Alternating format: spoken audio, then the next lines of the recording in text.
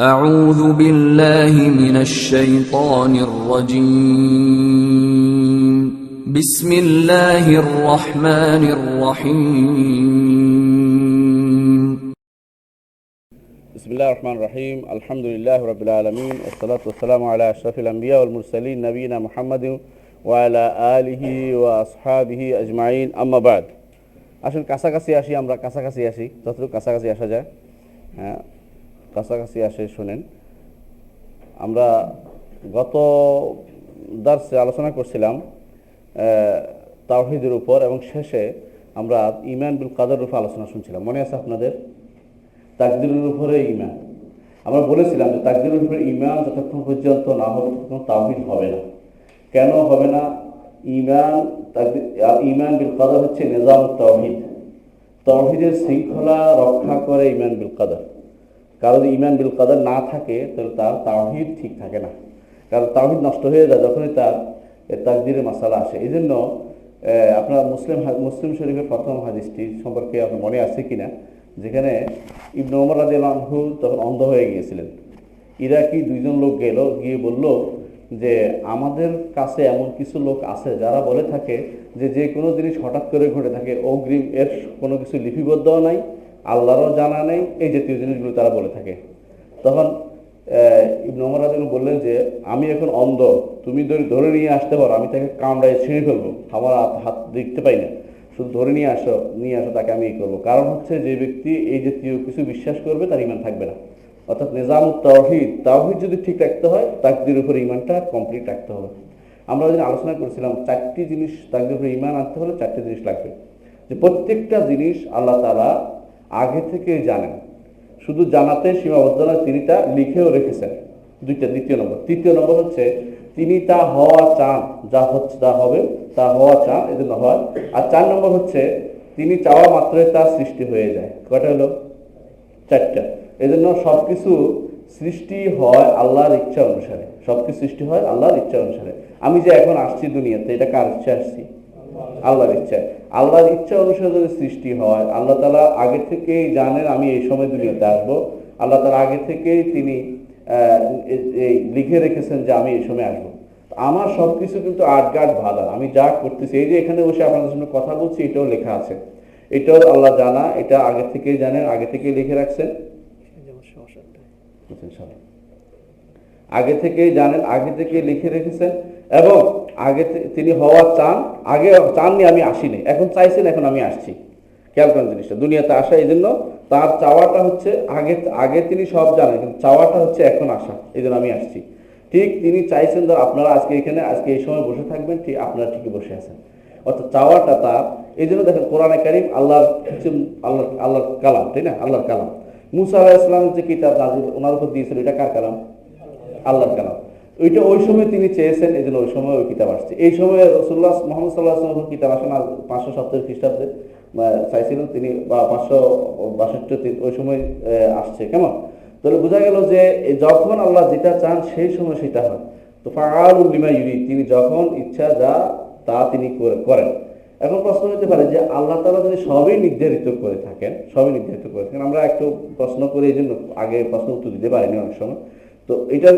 কি ফয়সালা কি আমার ব্যাপারে আল্লাহ তাআলার ফয়সালা কি এটাই হচ্ছে আলোচনা হচ্ছিল ওই দিন যে আমার ব্যাপারে আল্লাহ তাআলা যদি সবই নির্ধারণ করে তো আমি কেন কাজ করতেছি এটা একটা অনেকে বলে থাকে যে আল্লাহ তো সবই নির্ধারণ করেছে তো আমি কেন কাজ করতেছি আপনার কাজ করা না করাটাও নির্ধারিত মানে আপনি যদি কোনো ভালো কাজের দিকে যেতে পারেন তো আল্লাহ শুকরিয়া আদায় করেন যে আল্লাহ তাআলা আপনার জন্য ভালো লিখছে আর যদি আপনি খারাপের দিকে যান বুঝুন তো আপনি খারাপের পথে চলছেন এটাই ভেবে লিখেছে এই নয় যে আপনাকে বাধ্য করা হচ্ছে আপনাকে কি দিয়েছে আল্লাহ তাআলা দুনিয়াতে কিতাব দিয়েছে রাসূল দিয়েছেন আর দিয়েছেন কি আকল বিবেক দিয়েছেন 3টা জিনিস কমপ্লিট দিয়েছেন তারপরে আপনাকে যুগে যুগে নবী পাঠিয়েছেন এবং আমরুল মারুফ নাহি আনিল মুনকার সৎ কাজের আদেশদাতা অসৎ কাজের নিষেধদাতা লোক পাঠিয়েছেন সব মিলে আপনাকে চাচ্ছেন আপনি সহজ পথে আসেন কিন্তু আসবেন না আপনি ওইদিকে যাবেন তাহলে আপনি ওইদিকে চলে যেতে পারেন এখন বলতে পারেন যে আল্লাহ আমাকে এদিকে তৌফিক দিল না কেন বলতে পারেন আল্লাহ আমাকে এদিকে তৌফিক দিল না কেন আমি ওইদিকে যাচ্ছি কেন এটা তো আল্লাহ তাআলা যালিকা ফাদলুল্লাহ ইউতি মান ইয়াশা এটা আল্লাহ তাআলার বিশেষ রহমত এবং বরকত আল্লাহ যাকে ইচ্ছে তাকে দান করেন এই জন্য আপনার শুকরিয়া আদায় করা দরকার সব মানুষের যে আল্লাহ তাআলা আমাকে নসিব দিয়ে আমাকে হেদায়েতের যে হেদায়েত আলোকবর্তিকা দিয়ে আমাকে আল্লাহ তাআলা বড় নেয়ামত দিয়েছেন। এই জন্য বলা হয় সবচেয়ে বড় নেয়ামত হচ্ছে ইসলামের প্রতি কাউকে ধাবিত করতে পারা, সবচেয়ে বড় নেয়ামত। যে ব্যক্তি ইসলাম পেয়েছে সব নেয়ামত পেয়েছে, আর ইসলাম পায়নি দুনিয়ার অনেক কিছু পেয়েছে, বাড়ি গাড়ি যত কিছুই বলেন সব কিছু পেয়েছে, এগুলো সত্যিকার নেয়ামত নয়, কারণ সে আসল নেয়ামত থেকে মারুম হয়ে গেছে। এই জন্য ফজল, তৌফিক মিনাল্লাহ, আল্লাহর পক্ষ থেকে তৌফিক। আল্লাহ সবসময় এই জন্য সবসময় চাইতে হইব আল্লাহর কাছে তৌফিক, যে আল্লাহ তাআলা আমাকে তৌফিক দেন যাতে ভালো কাজ করতে পারি। আল্লাহ তাআলা এই জন্য আল্লাহর কাছে বিনয়ী থাকে, আল্লাহ তাআলা আপনাকে সঠিক পথে পরিচালিত করবে। আমরা এই জিনিসটাই গত মাসে আমরা আলোচনা করেছিলাম যে আল্লাহ তাআলা খালাকাল খালকা বিইলমিহি, আল্লাহ তাআলা তার ইলমে জ্ঞানে সবকিছু সৃষ্টি করেছেন। ওয়া কাদ্দারা লাহুম আকদারান, তাদের তাকদীর নির্ধারণ করেছেন, এবং ওয়া দারাবা লাহুম আজালান, তাদের বয়স সীমা সময়সীমাও নির্ধারণ করেছেন। ওয়ালাম ইয়াখফা আলাইহি শাইউন ক্বাবলা আন ইয়াখলুকাহুম, তাদের সৃষ্টির আগে কোনো কিছু আল্লাহর কাছে গোপন ছিল না। কোরআন কারীম বিভিন্ন জায়গা দেখবেন আল্লাহ তাআলা মাঝে মধ্যে বলেছেন কোথাও লিয়ালামা, যাতে জানেন, লিয়ালাম আল্লাহু মান ইয়াখাফু বিল গায়ব, যাতে জানেন আল্লাহ কে তাকে গায়বে না দেখে বিশ্বাস করে। আল্লাহ কি আগে জানেন না? তো লিয়ালাম অর্থ কি? তাহলে ইলম যারা তাদের জন্য গুরুত্বপূর্ণ একটি পয়েন্ট। লিয়ালাম অর্থ অর্থ হচ্ছে লিয়ালাম অর্থ লিয়াজহার, প্রকাশ করে দেয়। এটা তাবিল নয়, ব্যাখ্যা নয়, অর্থাৎ এজহার বাইরে প্রকাশ করে দেয়া, যাতে করে আল্লাহ যেটা জানছেন সেটা আমাদের কাছে প্রকাশ করে দিবেন, যে আমি যে আগে যেটা জানতাম এটা প্রকাশ করে দিচ্ছি, যে এখন কে শহীদ হবে, কে আল্লাহরে বিশ্বাস করবে, যে আল্লাহকে কে গায়েবে না দেখেও যে ঈমান আনবে, এটা সবার কাছে প্রকাশ করে দেয়া। এটা হচ্ছে এই আয়াতের, এই জাতীয় সমস্ত আয়াতের অর্থ। আলিম আল্লাহ, যখন বলছেন আল্লাহ তাআলা আলিম আল্লাহ, আল্লাহ জানেন যে তোমরা এই করবে। আবার কোথাও বলছেন যে লিয়ালাম, আল্লাহ যাতে করে আল্লাহ তোমার জানেন, আল্লাহ তো জানেন, আল্লাহ জানিয়ে দিবেন অর্থ, তোমার জানিয়ে দিচ্ছেন যে তোমরা এই কাজগুলি করছো, এই জন্য আল্লাহ তাআলা দিয়ে ফিরেছেন। এই বিভিন্ন কোরআন কারীম এই জন্য আলিমা শব্দ নিয়ে অনেক সময় মানুষ বিভ্রান্তি তৈরি করতে পারে যে এই মুহূর্তে জানছেন না, আল্লাহ তাআলা সবকিছু আগে থেকে জানেন এবং সবকিছু আগে থেকে লিখে রেখেছেন, এবং সবকিছু হওয়া চান এবং হয়ে যায়, তার ইচ্ছা অনুসারে সবকিছু তৈরি হয়। আগে তিনি হওয়ার আগে থেকে জানতেন কোনটা কিভাবে হবে, এবং কি না মানে হওয়ার পরেও তিনি জানেন যে কিভাবে আগে হয়েছিল, বা আমরা জানি না, আগের জিনিস আমাদের কাছে গায়েব, তিনি সেটাও জানেন যে কিভাবে হয়েছিল, এবং ভবিষ্যতে কিভাবে সেটাও তিনি জানেন, বর্তমানে কিভাবে সেটাও তিনি জানেন। তার কাছে অতীত বর্তমান ভবিষ্যৎ সমান, তার কাছে এটা সমান। কারণ আমরা ওই দিন বলেছিলাম যে অতীত বর্তমান ভবিষ্যৎ আমাদের কাছে তৈরি হয় কেন? আমরা ছিলাম না বলেই তো। কিন্তু আল্লাহ তাআলা সবসময় আছেন, সুতরাং অতীত বর্তমান ভবিষ্যৎ তার মাসরা নাই, মানে তার কাছে তিনি আছেন, থাকবেন। এই জন্য এইটা তার কাছে একদম সহজ জিনিস। রাত দিন আল্লাহর কাছে সমান। হাদিসে আছে রাসূলুল্লাহ সাল্লাল্লাহু আলাইহি ওয়াসাল্লাম বলেছেন যে লাইলুহা কানাহার, আল্লাহর কাছে লাইল নাহার সমান। কেন? রাত দিন তো আমাদের এই বলয়ের ভিতরে হয়, আল্লাহ তাআলা তো এই বলয়ের উপরে, সুতরাং এটার ভিতরে কি হচ্ছে এটা জানার কথা। আপনি যদি অন্ধকার করেন এখানে আপনার কাছে অন্ধকার থাকতে পারে, আমি দেখতেছি, যেহেতু আমার দেখতেছি আমার চোখের সামনে, তা আল্লাহ তাআলা সব দেখেন। রাত দিন আল্লাহর কাছে কোনো রাত দিন বলতে কিছু নেই, আমাদের কাছে রাত দিন। এটা কি জন্য আমাদের রাত দিন হচ্ছে? আমরা যেহেতু সূর্যের বলয়ের ভিতরে আছি, এই জন্য আমরা রাত দিন দেখতে পাচ্ছি। আল্লাহ তাআলার দৃষ্টিতে এই জন্য সবই সমান। তো কোনো কিছু আল্লাহর কাছে অন্ধকারে নেই, কোনো কিছু এমন নয় যে আল্লাহ দেখছেন না, এমন নয়। তার কাছে সবই প্রকাশিত, কোনো কিছুই গোপন নাই।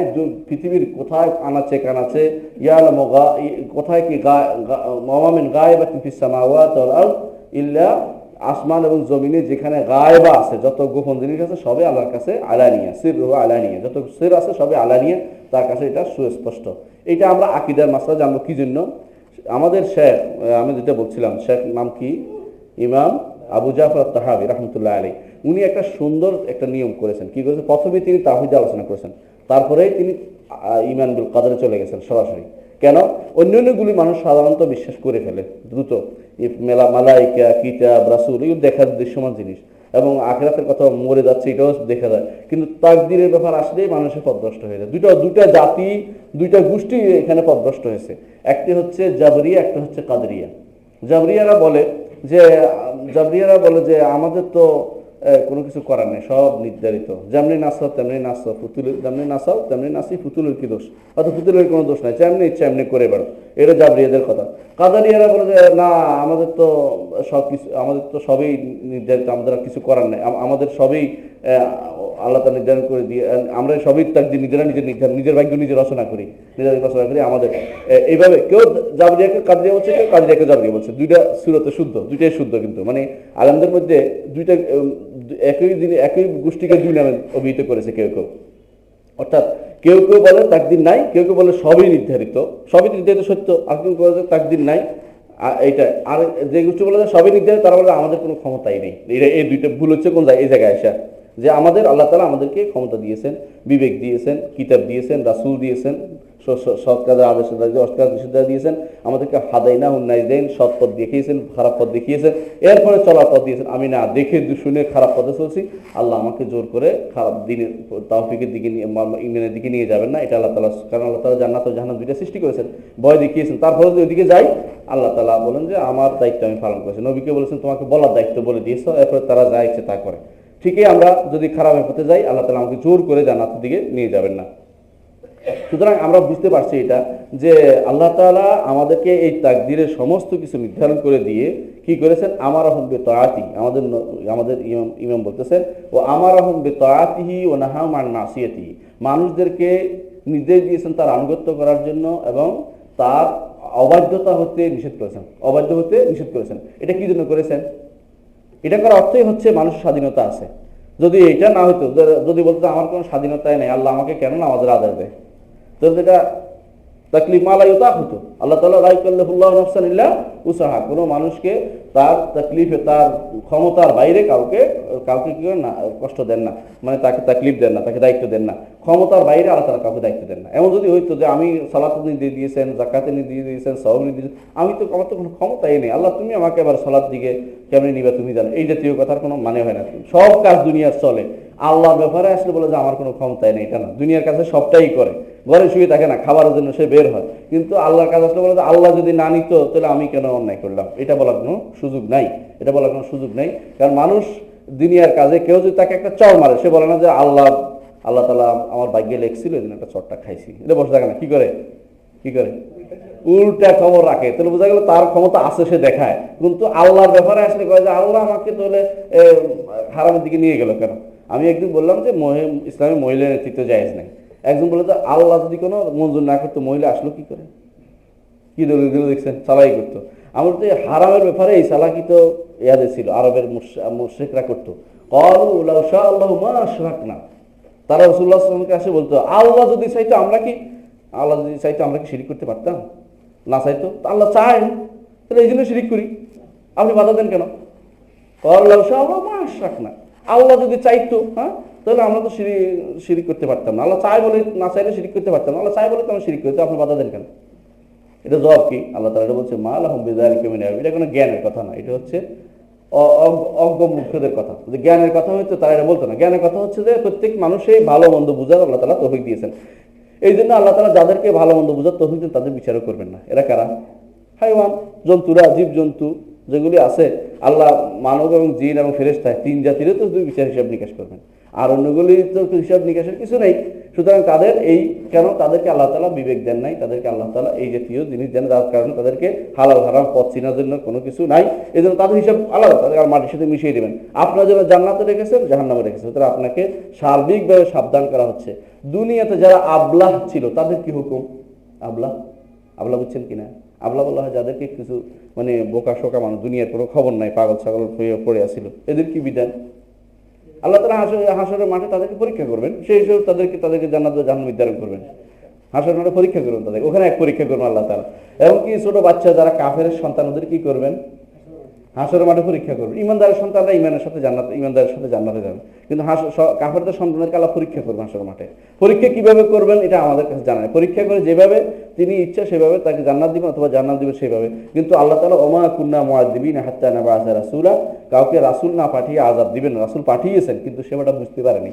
এই জন্য ওই সমস্ত লোকেরা যারা কোনো দ্বীপে আছে, ইসলামের বাণী পৌঁছে নাই, অথবা কোনো গভীর জঙ্গলে বাস করে যেখানে ইসলামের বাণী পৌঁছে নাই, অথবা এমন দেশে আছে যেখানে ইসলাম সম্পর্কে জানার মতো তার কেউ হয়নি, ধরেন এক্সকিমোদের দেশে বা কোনো অ্যান্টার্কটিকা বা কোনো জীবজন্তু মানুষ পড়ে আছে, তার কোনো খবর নাই ইসলাম সম্পর্কে, তাকেও আল্লাহ তাআলা পরীক্ষা করবেন। এই নয় যে তাকে বিনা এতে জাহান্নামে দিয়ে দেবেন, এটা কিন্তু ইসলাম বলেনি কখনো। শেখ ইমাম ইবনুল কাইয়িম রাহমাতুল্লাহ একটা কিতাব লিখেছেন, কিতাবটা সবাই পড়ে দেখেন, তারিকুল হিজরাতাইন ও বাবুস সাআদাতাইন, যারা আরবি জানেন বইটা পড়েন, খুব চমৎকার বই। এটার মধ্যে তিনি একটা অনেকগুলো দলিল উল্লেখ করেছেন এই বিষয়টা, আমি এখানে সংক্ষেপ করার জন্য এই বিষয়টা আর উল্লেখ করলাম না। এরপরে আমাদের ইমাম বলতেছেন কুল্লু শাইইন ইয়াজরি বিতাকদীরিহি ওয়া মাশিয়াতিহি, প্রত্যেকটি কাজ আল্লাহর নির্ধারণে এবং আল্লাহ তাআলার ইচ্ছা অনুসারে চলে। এখানে একটা জিনিস জানা দরকার, সেটা হচ্ছে আমরা ওই দিন বলেছিলাম তাকদীর দুই প্রকার, বলছিলাম মনে আছে? বলে নেব না?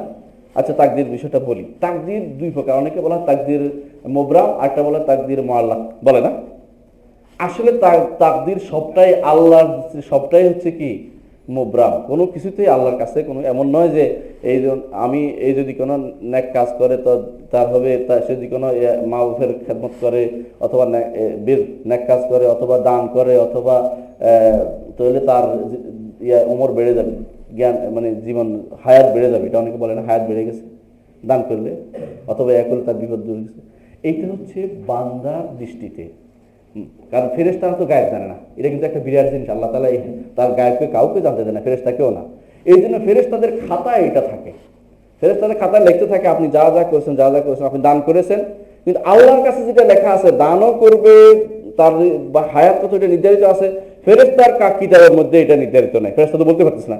এই জন্য সে লেখে দান করেছে, দান করার কারণে যে বার্ষিকটা আল্লাহ জানে, সেই হিসেবে আল্লাহ তাআলা লিখেছেন সে দানও করবে, এই জন্য তার এত হায়াত হবে, তার এটা হবে, তার সে ভালো কাজ করবে, সে মানুষকে সেলাই রেহমি করবে, সেলাই রেহমি আত্মীয়তা সম্পর্ক ঠিক রাখবে, এই জন্য তাকে এতটুকু দেয়া হলো, লেখা আছে ওখানে।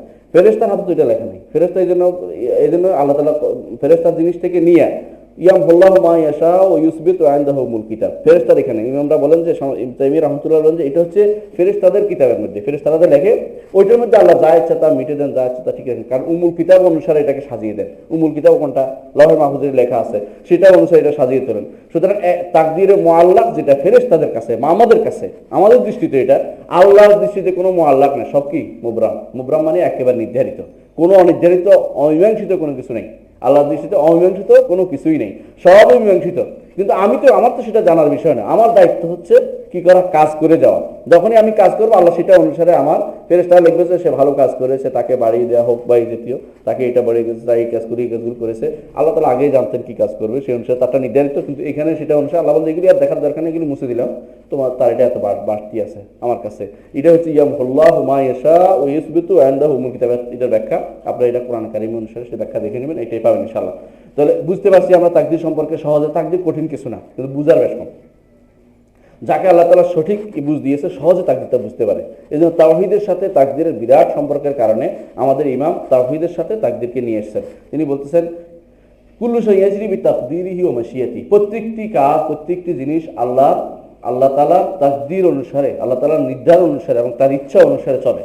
আল্লাহ তার নির্ধারণ এবং ইচ্ছা অনুসারে চলে, এর বাইরে কোনো কিছু চলতে পারে না। পৃথিবীতে যা ঘটে আল্লাহ তাআলার মাশিয়া, আল্লাহ তাআলার ইচ্ছা, মৌলিক ইচ্ছা। আমরা বলেছিলাম ইচ্ছা দুই প্রকার, একটা ইচ্ছা হচ্ছে শারঈ ইচ্ছা, একটা হচ্ছে প্রকৃতিগত ইচ্ছা। প্রকৃতিগত হচ্ছে পৃথিবীতে সূর্য পূব দিকে উঠছে, পশ্চিম দিকে ডুবতেছে, কেমন মানুষ তার নিঃশ্বাসের জন্য অক্সিজেন পাবে, এগুলি প্রকৃতিগত ইচ্ছা। এটার সাথে আমার সওয়াবের কোনো সম্পর্ক নাই, সওয়াবের গুনার কোনো সম্পর্ক নাই।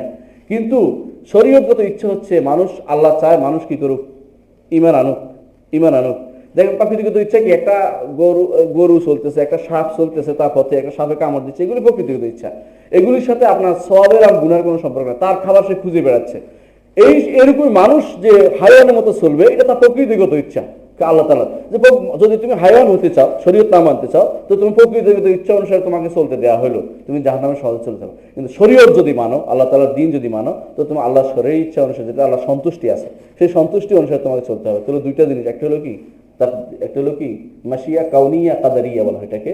আল্লাহ প্রকৃতিগত ইচ্ছা যেটা আল্লাহ নির্ধারণ করে রেখেছেন, সেটা সে ইচ্ছা চলবে, এটা কোনোদিন বাধা হওয়ার কিছু নেই। আরেকটি হচ্ছে শরীয়তগত ইচ্ছা, আল্লাহ চান বান্দা ঈমান আনুক, কিন্তু বান্দা ঈমান আনে না, তো এটা আল্লাহর ইচ্ছার বাইরে চলছে কিনা? চলছে। এটার কি কোন ইচ্ছা বলে? শরীয়তগত ইচ্ছা। শরীয়তগত ইচ্ছা কখনো অনেক কাফেরদের ব্যাপারে ঘটে নাই, ঈমানদারের ব্যাপারে শরীয়তগত ইচ্ছাটাও ঘটছে, শরীয়তগত ইচ্ছাটা করছে। তাহলে ঈমানদারের ব্যাপারে আল্লাহর দুইটা ইচ্ছা পরিপূর্ণভাবে হয়ে গেছে। কি? একটা ইচ্ছা হচ্ছে কি শরীয়তগত ইচ্ছা, আরেকটা হচ্ছে প্রকৃতিগত ইচ্ছা, যেটা মানে সৃষ্টিগত ইচ্ছা, এটাও হচ্ছে। কিন্তু কাফেরের ব্যাপারে কোনটা হয়েছে? প্রকৃতিগত ইচ্ছা, শরীয়তগত ইচ্ছা তার জন্য হয় নাই। খেয়াল করেন জিনিসটা, তাহলে বোঝা গেল যে আল্লাহ তাআলা প্রকৃতিগত ইচ্ছা সবার উপরে হবে, সবার জন্য হবে, কিন্তু শরীয়তগত ইচ্ছা যেটা, সেটা একমাত্র ঈমানদারেই সেটার মালিক হবে। এই জন্য তাদের জন্য জান্নাত রয়েছে। আর যারা প্রকৃতিগত আল্লাহ সাধারণ ইচ্ছার উপর চলতেছে, তারা সাধারণ মানুষ, সাধারণ সৃষ্টিজীব যেভাবে চলবে সেভাবে তারা কি হবে, যারা মাটি হবে, যারা মাটি হবে না তারা জাহান্নামে যাবে। বুঝতে পারছেন তাওহীদের সাথে সম্পর্কিত কারণটা কি? এইভাবে বুঝতে হবে, সহজে বুঝে নিতে হবে আমাদেরকে যে আল্লাহ তাআলার শরীয়ত যদি না মানি তাহলে আল্লাহ তাআলার সন্তুষ্টি লাভ করতে পারবে না। আল্লাহ তাআলা এই জন্য বলছেন ওয়ালা ইয়ারদা লিইবাদিহিল কুফর, যে আল্লাহ তাআলা তার বান্দাদের জন্য কুফরির ব্যাপারে কখনো সন্তুষ্ট হন না। অর্থাৎ কুফরি করবেন সন্তুষ্ট হবেন এমন সুযোগ না, আল্লাহ তাআলা আল্লাহকে সন্তুষ্ট করবেন এমন কোনো সুযোগ নাই, কারণ এটা আল্লাহর শরীয়তগত ইচ্ছা নয়। আল্লাহ তাআলা শরীয়তগত ইচ্ছাটা আপনার কাছ থেকে চায়, শরীয়তগত ইচ্ছাটা আল্লাহর কাছ আপনার কাছ থেকে চায়। একটা আয়াত দেখেন, আল্লাহ তাআলা বলছেন ইন কুল্লু মান ফিস সামাওয়াতি ওয়াল আরদি ইল্লা আতির রহমানি আবদা, আসমান এবং জমিনে যত কিছু আছে সবই আল্লাহর বান্দা। তা আল্লাহর বান্দা হওয়া কি এত সোজা? আল্লাহর বান্দা বলে দিলেন, আল্লাহ নিজে বলছে। তাহলে কি কোন বান্দা এটা? কোন বান্দা? প্রকৃতিগত বান্দা। কারণ আপনি চেষ্টা করলেও কোনো দিকে যেতে পারবেন না। বলবো যে আমি আল্লাহর কথা মানলাম না, যে কাফের বলে, সে কি মৃত্যু মারা যাবে না? সে মারা যাবে না? যাবে। আর বলে যে আমি আল্লাহর কথা মানলাম না, তাহলে আল্লাহর সৃষ্টি, আল্লাহ যে তৈরি করছে পৃথিবীটা, এর বাইরে যেতে পারবে তো? পৃথিবী মঙ্গল গ্রহ এটাও আল্লাহ সৃষ্টি, ওইটাও তো আল্লাহ সৃষ্টি নাকি? আর কেউ দাবিদার আছে নাকি? আর কোনো দাবিদার নাই। আজকে আলোচনার মধ্যে আসবে একটু পরে। আর কোনো দাবিদার নাই। আল্লাহ তাআলা এই সৃষ্টির মালিক তিনি, আর কেউ দাবি করে নাই কোনোদিন। কোনো ব্যক্তি দাঁড়িয়ে বলে নাই যে আমার আল্লাহ তাআলার এই সৃষ্টিটার মালিক হচ্ছে ধরেন প্রকৃতি নামক কোনো একটা ব্যক্তি। হ্যাঁ, মন বলতে পারে প্রকৃতি, আল্লাহর নাম না দিয়া শয়তানি করে প্রকৃতি নাম দিতে পারে, কিন্তু প্রকৃতি কি কোনোদিন কেউ প্রকৃতি কোনো নবী পাঠাইছে না রসুল পাঠাইছে?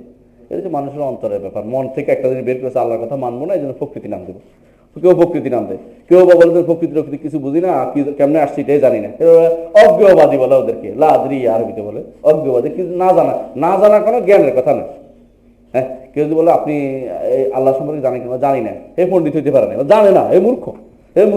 যে জানে সে জ্ঞানী, এটা মনে রাখতে হবে। সুতরাং যারা জানে না বলে বড় বড় পণ্ডিত ছাড়ে, এক একজনের নিজে নিজে কি হয়ে যায় আস্তে আস্তে, কি বড় বড় কি জানে, কি বলে তথাকথিত বুদ্ধিজীবী না, ওরা বুদ্ধিহীন, ওরা বুদ্ধির আকালে আছে, ওদের কোনো বুদ্ধির নাম গন্ধ নেই। কারণ বুদ্ধি না জানে না ওরা। আমরা জানি বলে আমরা কি করতে পারি? আলহামদুলিল্লাহ, আল্লাহ শুকরিয়া আদায় করতে পারি যে আমরা জানি যে আল্লাহ তাআলা আমাদেরকে সৃষ্টি করেছেন। যারা জানে না এটা বলতে পারে, তারা কোনোদিন আল্লাহ মানে স্রষ্টার অস্তিত্ব না এটা প্রমাণ করতে পারবে না।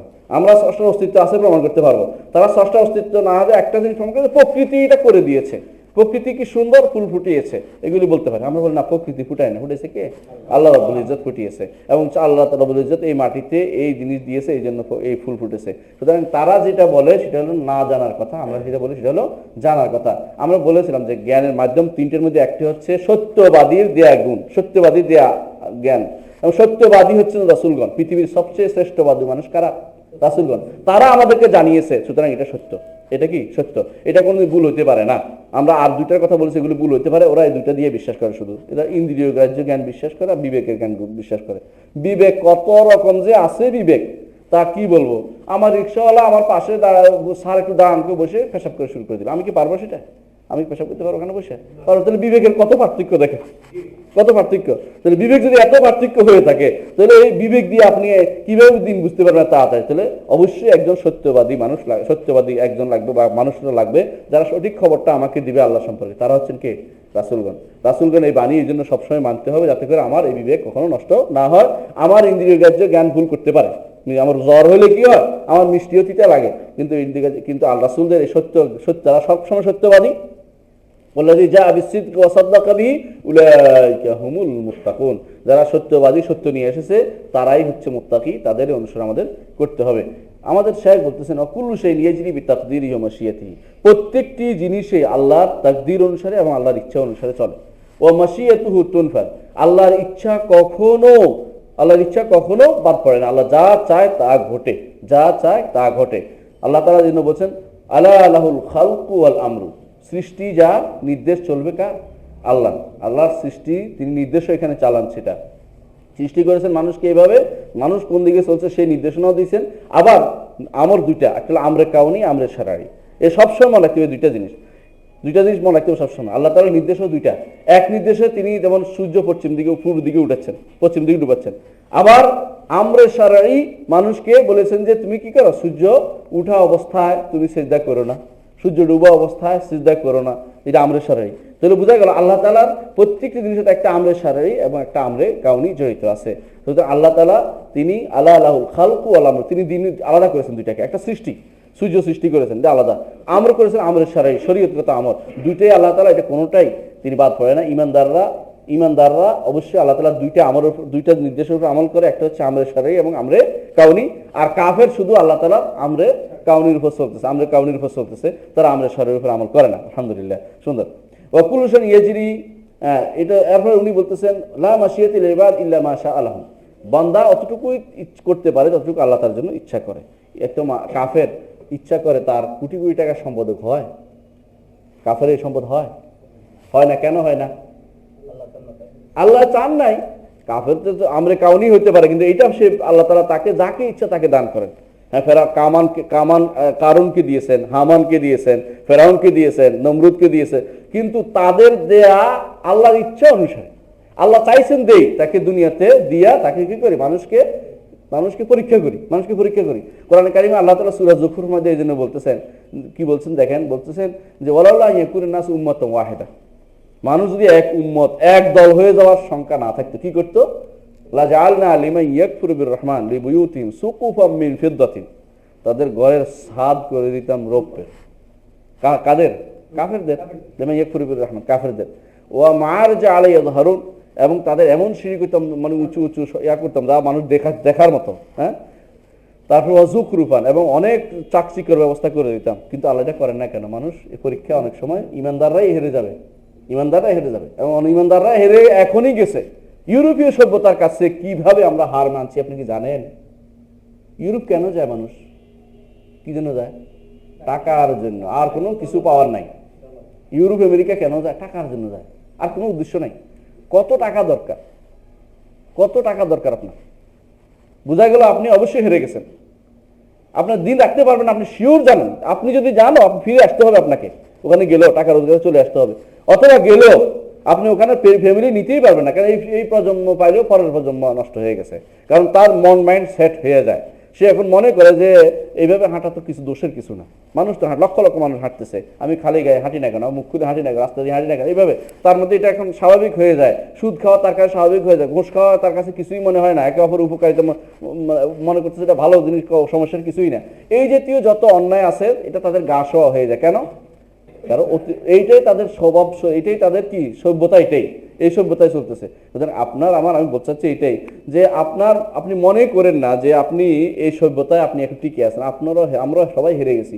আমরা যদি কোনো আমেরিকার টিকিট পাই তো খুশি হয়ে যায়, ঠিক না? বা কাফের দেশের টিকিট পাইলে খুব খুশি হয়ে যায়, একটু আমি ঘুরে আসতেছি, দেখে আসি। কিন্তু ওই সভ্যতার সাথে সাথে কিছু খারাপ কিছু নিয়ে আসতেছেন আপনি, এটা কিন্তু মুখ থেকে, চোখ থেকে যাবে না, অন্তর থেকে যাবে না। এই জন্য বেশি দেখতে হয় না, আমরা যতটুকু সম্ভব নিজেকে নিয়ন্ত্রণ করা হচ্ছে ইসলামের কথা। যত বেশি খারাপ দেখবেন তত বেশি খারাপের ভিতরে প্রবেশ করবেন। এটা ফিতনা।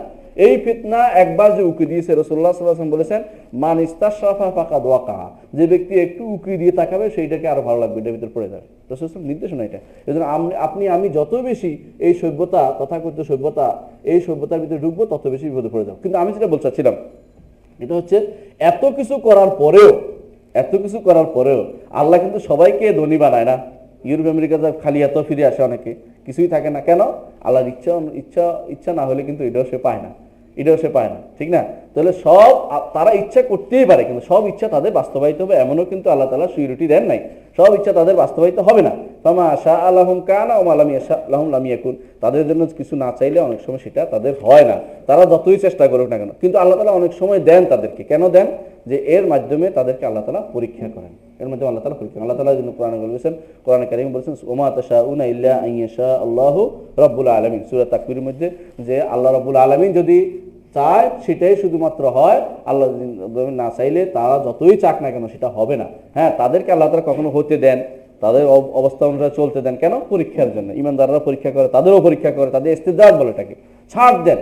অনেক সময় তারা অনেক কিছু পেয়ে যায়, আর ইমানদার বসে বসে বলতে থাকে, আমাকে আল্লাহ দিল না, ওকে দিল। এটা তো নিয়মে আল্লাহ তো ওরই পরীক্ষা করতেছে, ওরে দিচ্ছে। কারণ দুনিয়াতে তার যা পাওয়ার সে পেয়ে যাবে, আখিরাতে তার জন্য শূন্য হাতে সে ফিরবে, তার জন্য কিছুই থাকবে না। পরবর্তী আমাদের ইমাম বলতেছেন, আরেকটি ফাকরা আমরা পড়বো ইনশাআল্লাহ, সেটা খুব ভালো। ওহুয়া মুতাআলিন আন আদাদ ওয়াল আন্দাদ, তিনি এতক্ষণ যে প্রথমে তাওহীদের আলোচনা করেছেন, তারপর তাওহীদের সাথে তাকদীরের আলোচনা করেছেন। একটা ওতপ্রোতভাবে জড়িত, যে তাকদীরে বিশ্বাসী না হয় কখনো তাওহীদ বিশ্বাসী হবে না। এটা স্পষ্ট কথা, আমরা এটা বুঝতে পারছি না এতক্ষণে। কারণ আল্লাহ তাআলা তিনি তার ক্ষমতা পুরোটাই, তিনি যদি আল্লাহ তাআলার পুরো ক্ষমতা তার বান্দার উপরে আছে, সম্পূর্ণ সমস্ত বান্দা আল্লাহ নিয়ন্ত্রণে। এই জিনিসটা কিভাবে বুঝবেন আপনি? তাকদীরের মাধ্যমে, যে সবই আমার, আমি যা করি না কেন আমি কিন্তু আল্লাহ নিয়ন্ত্রণে আছি।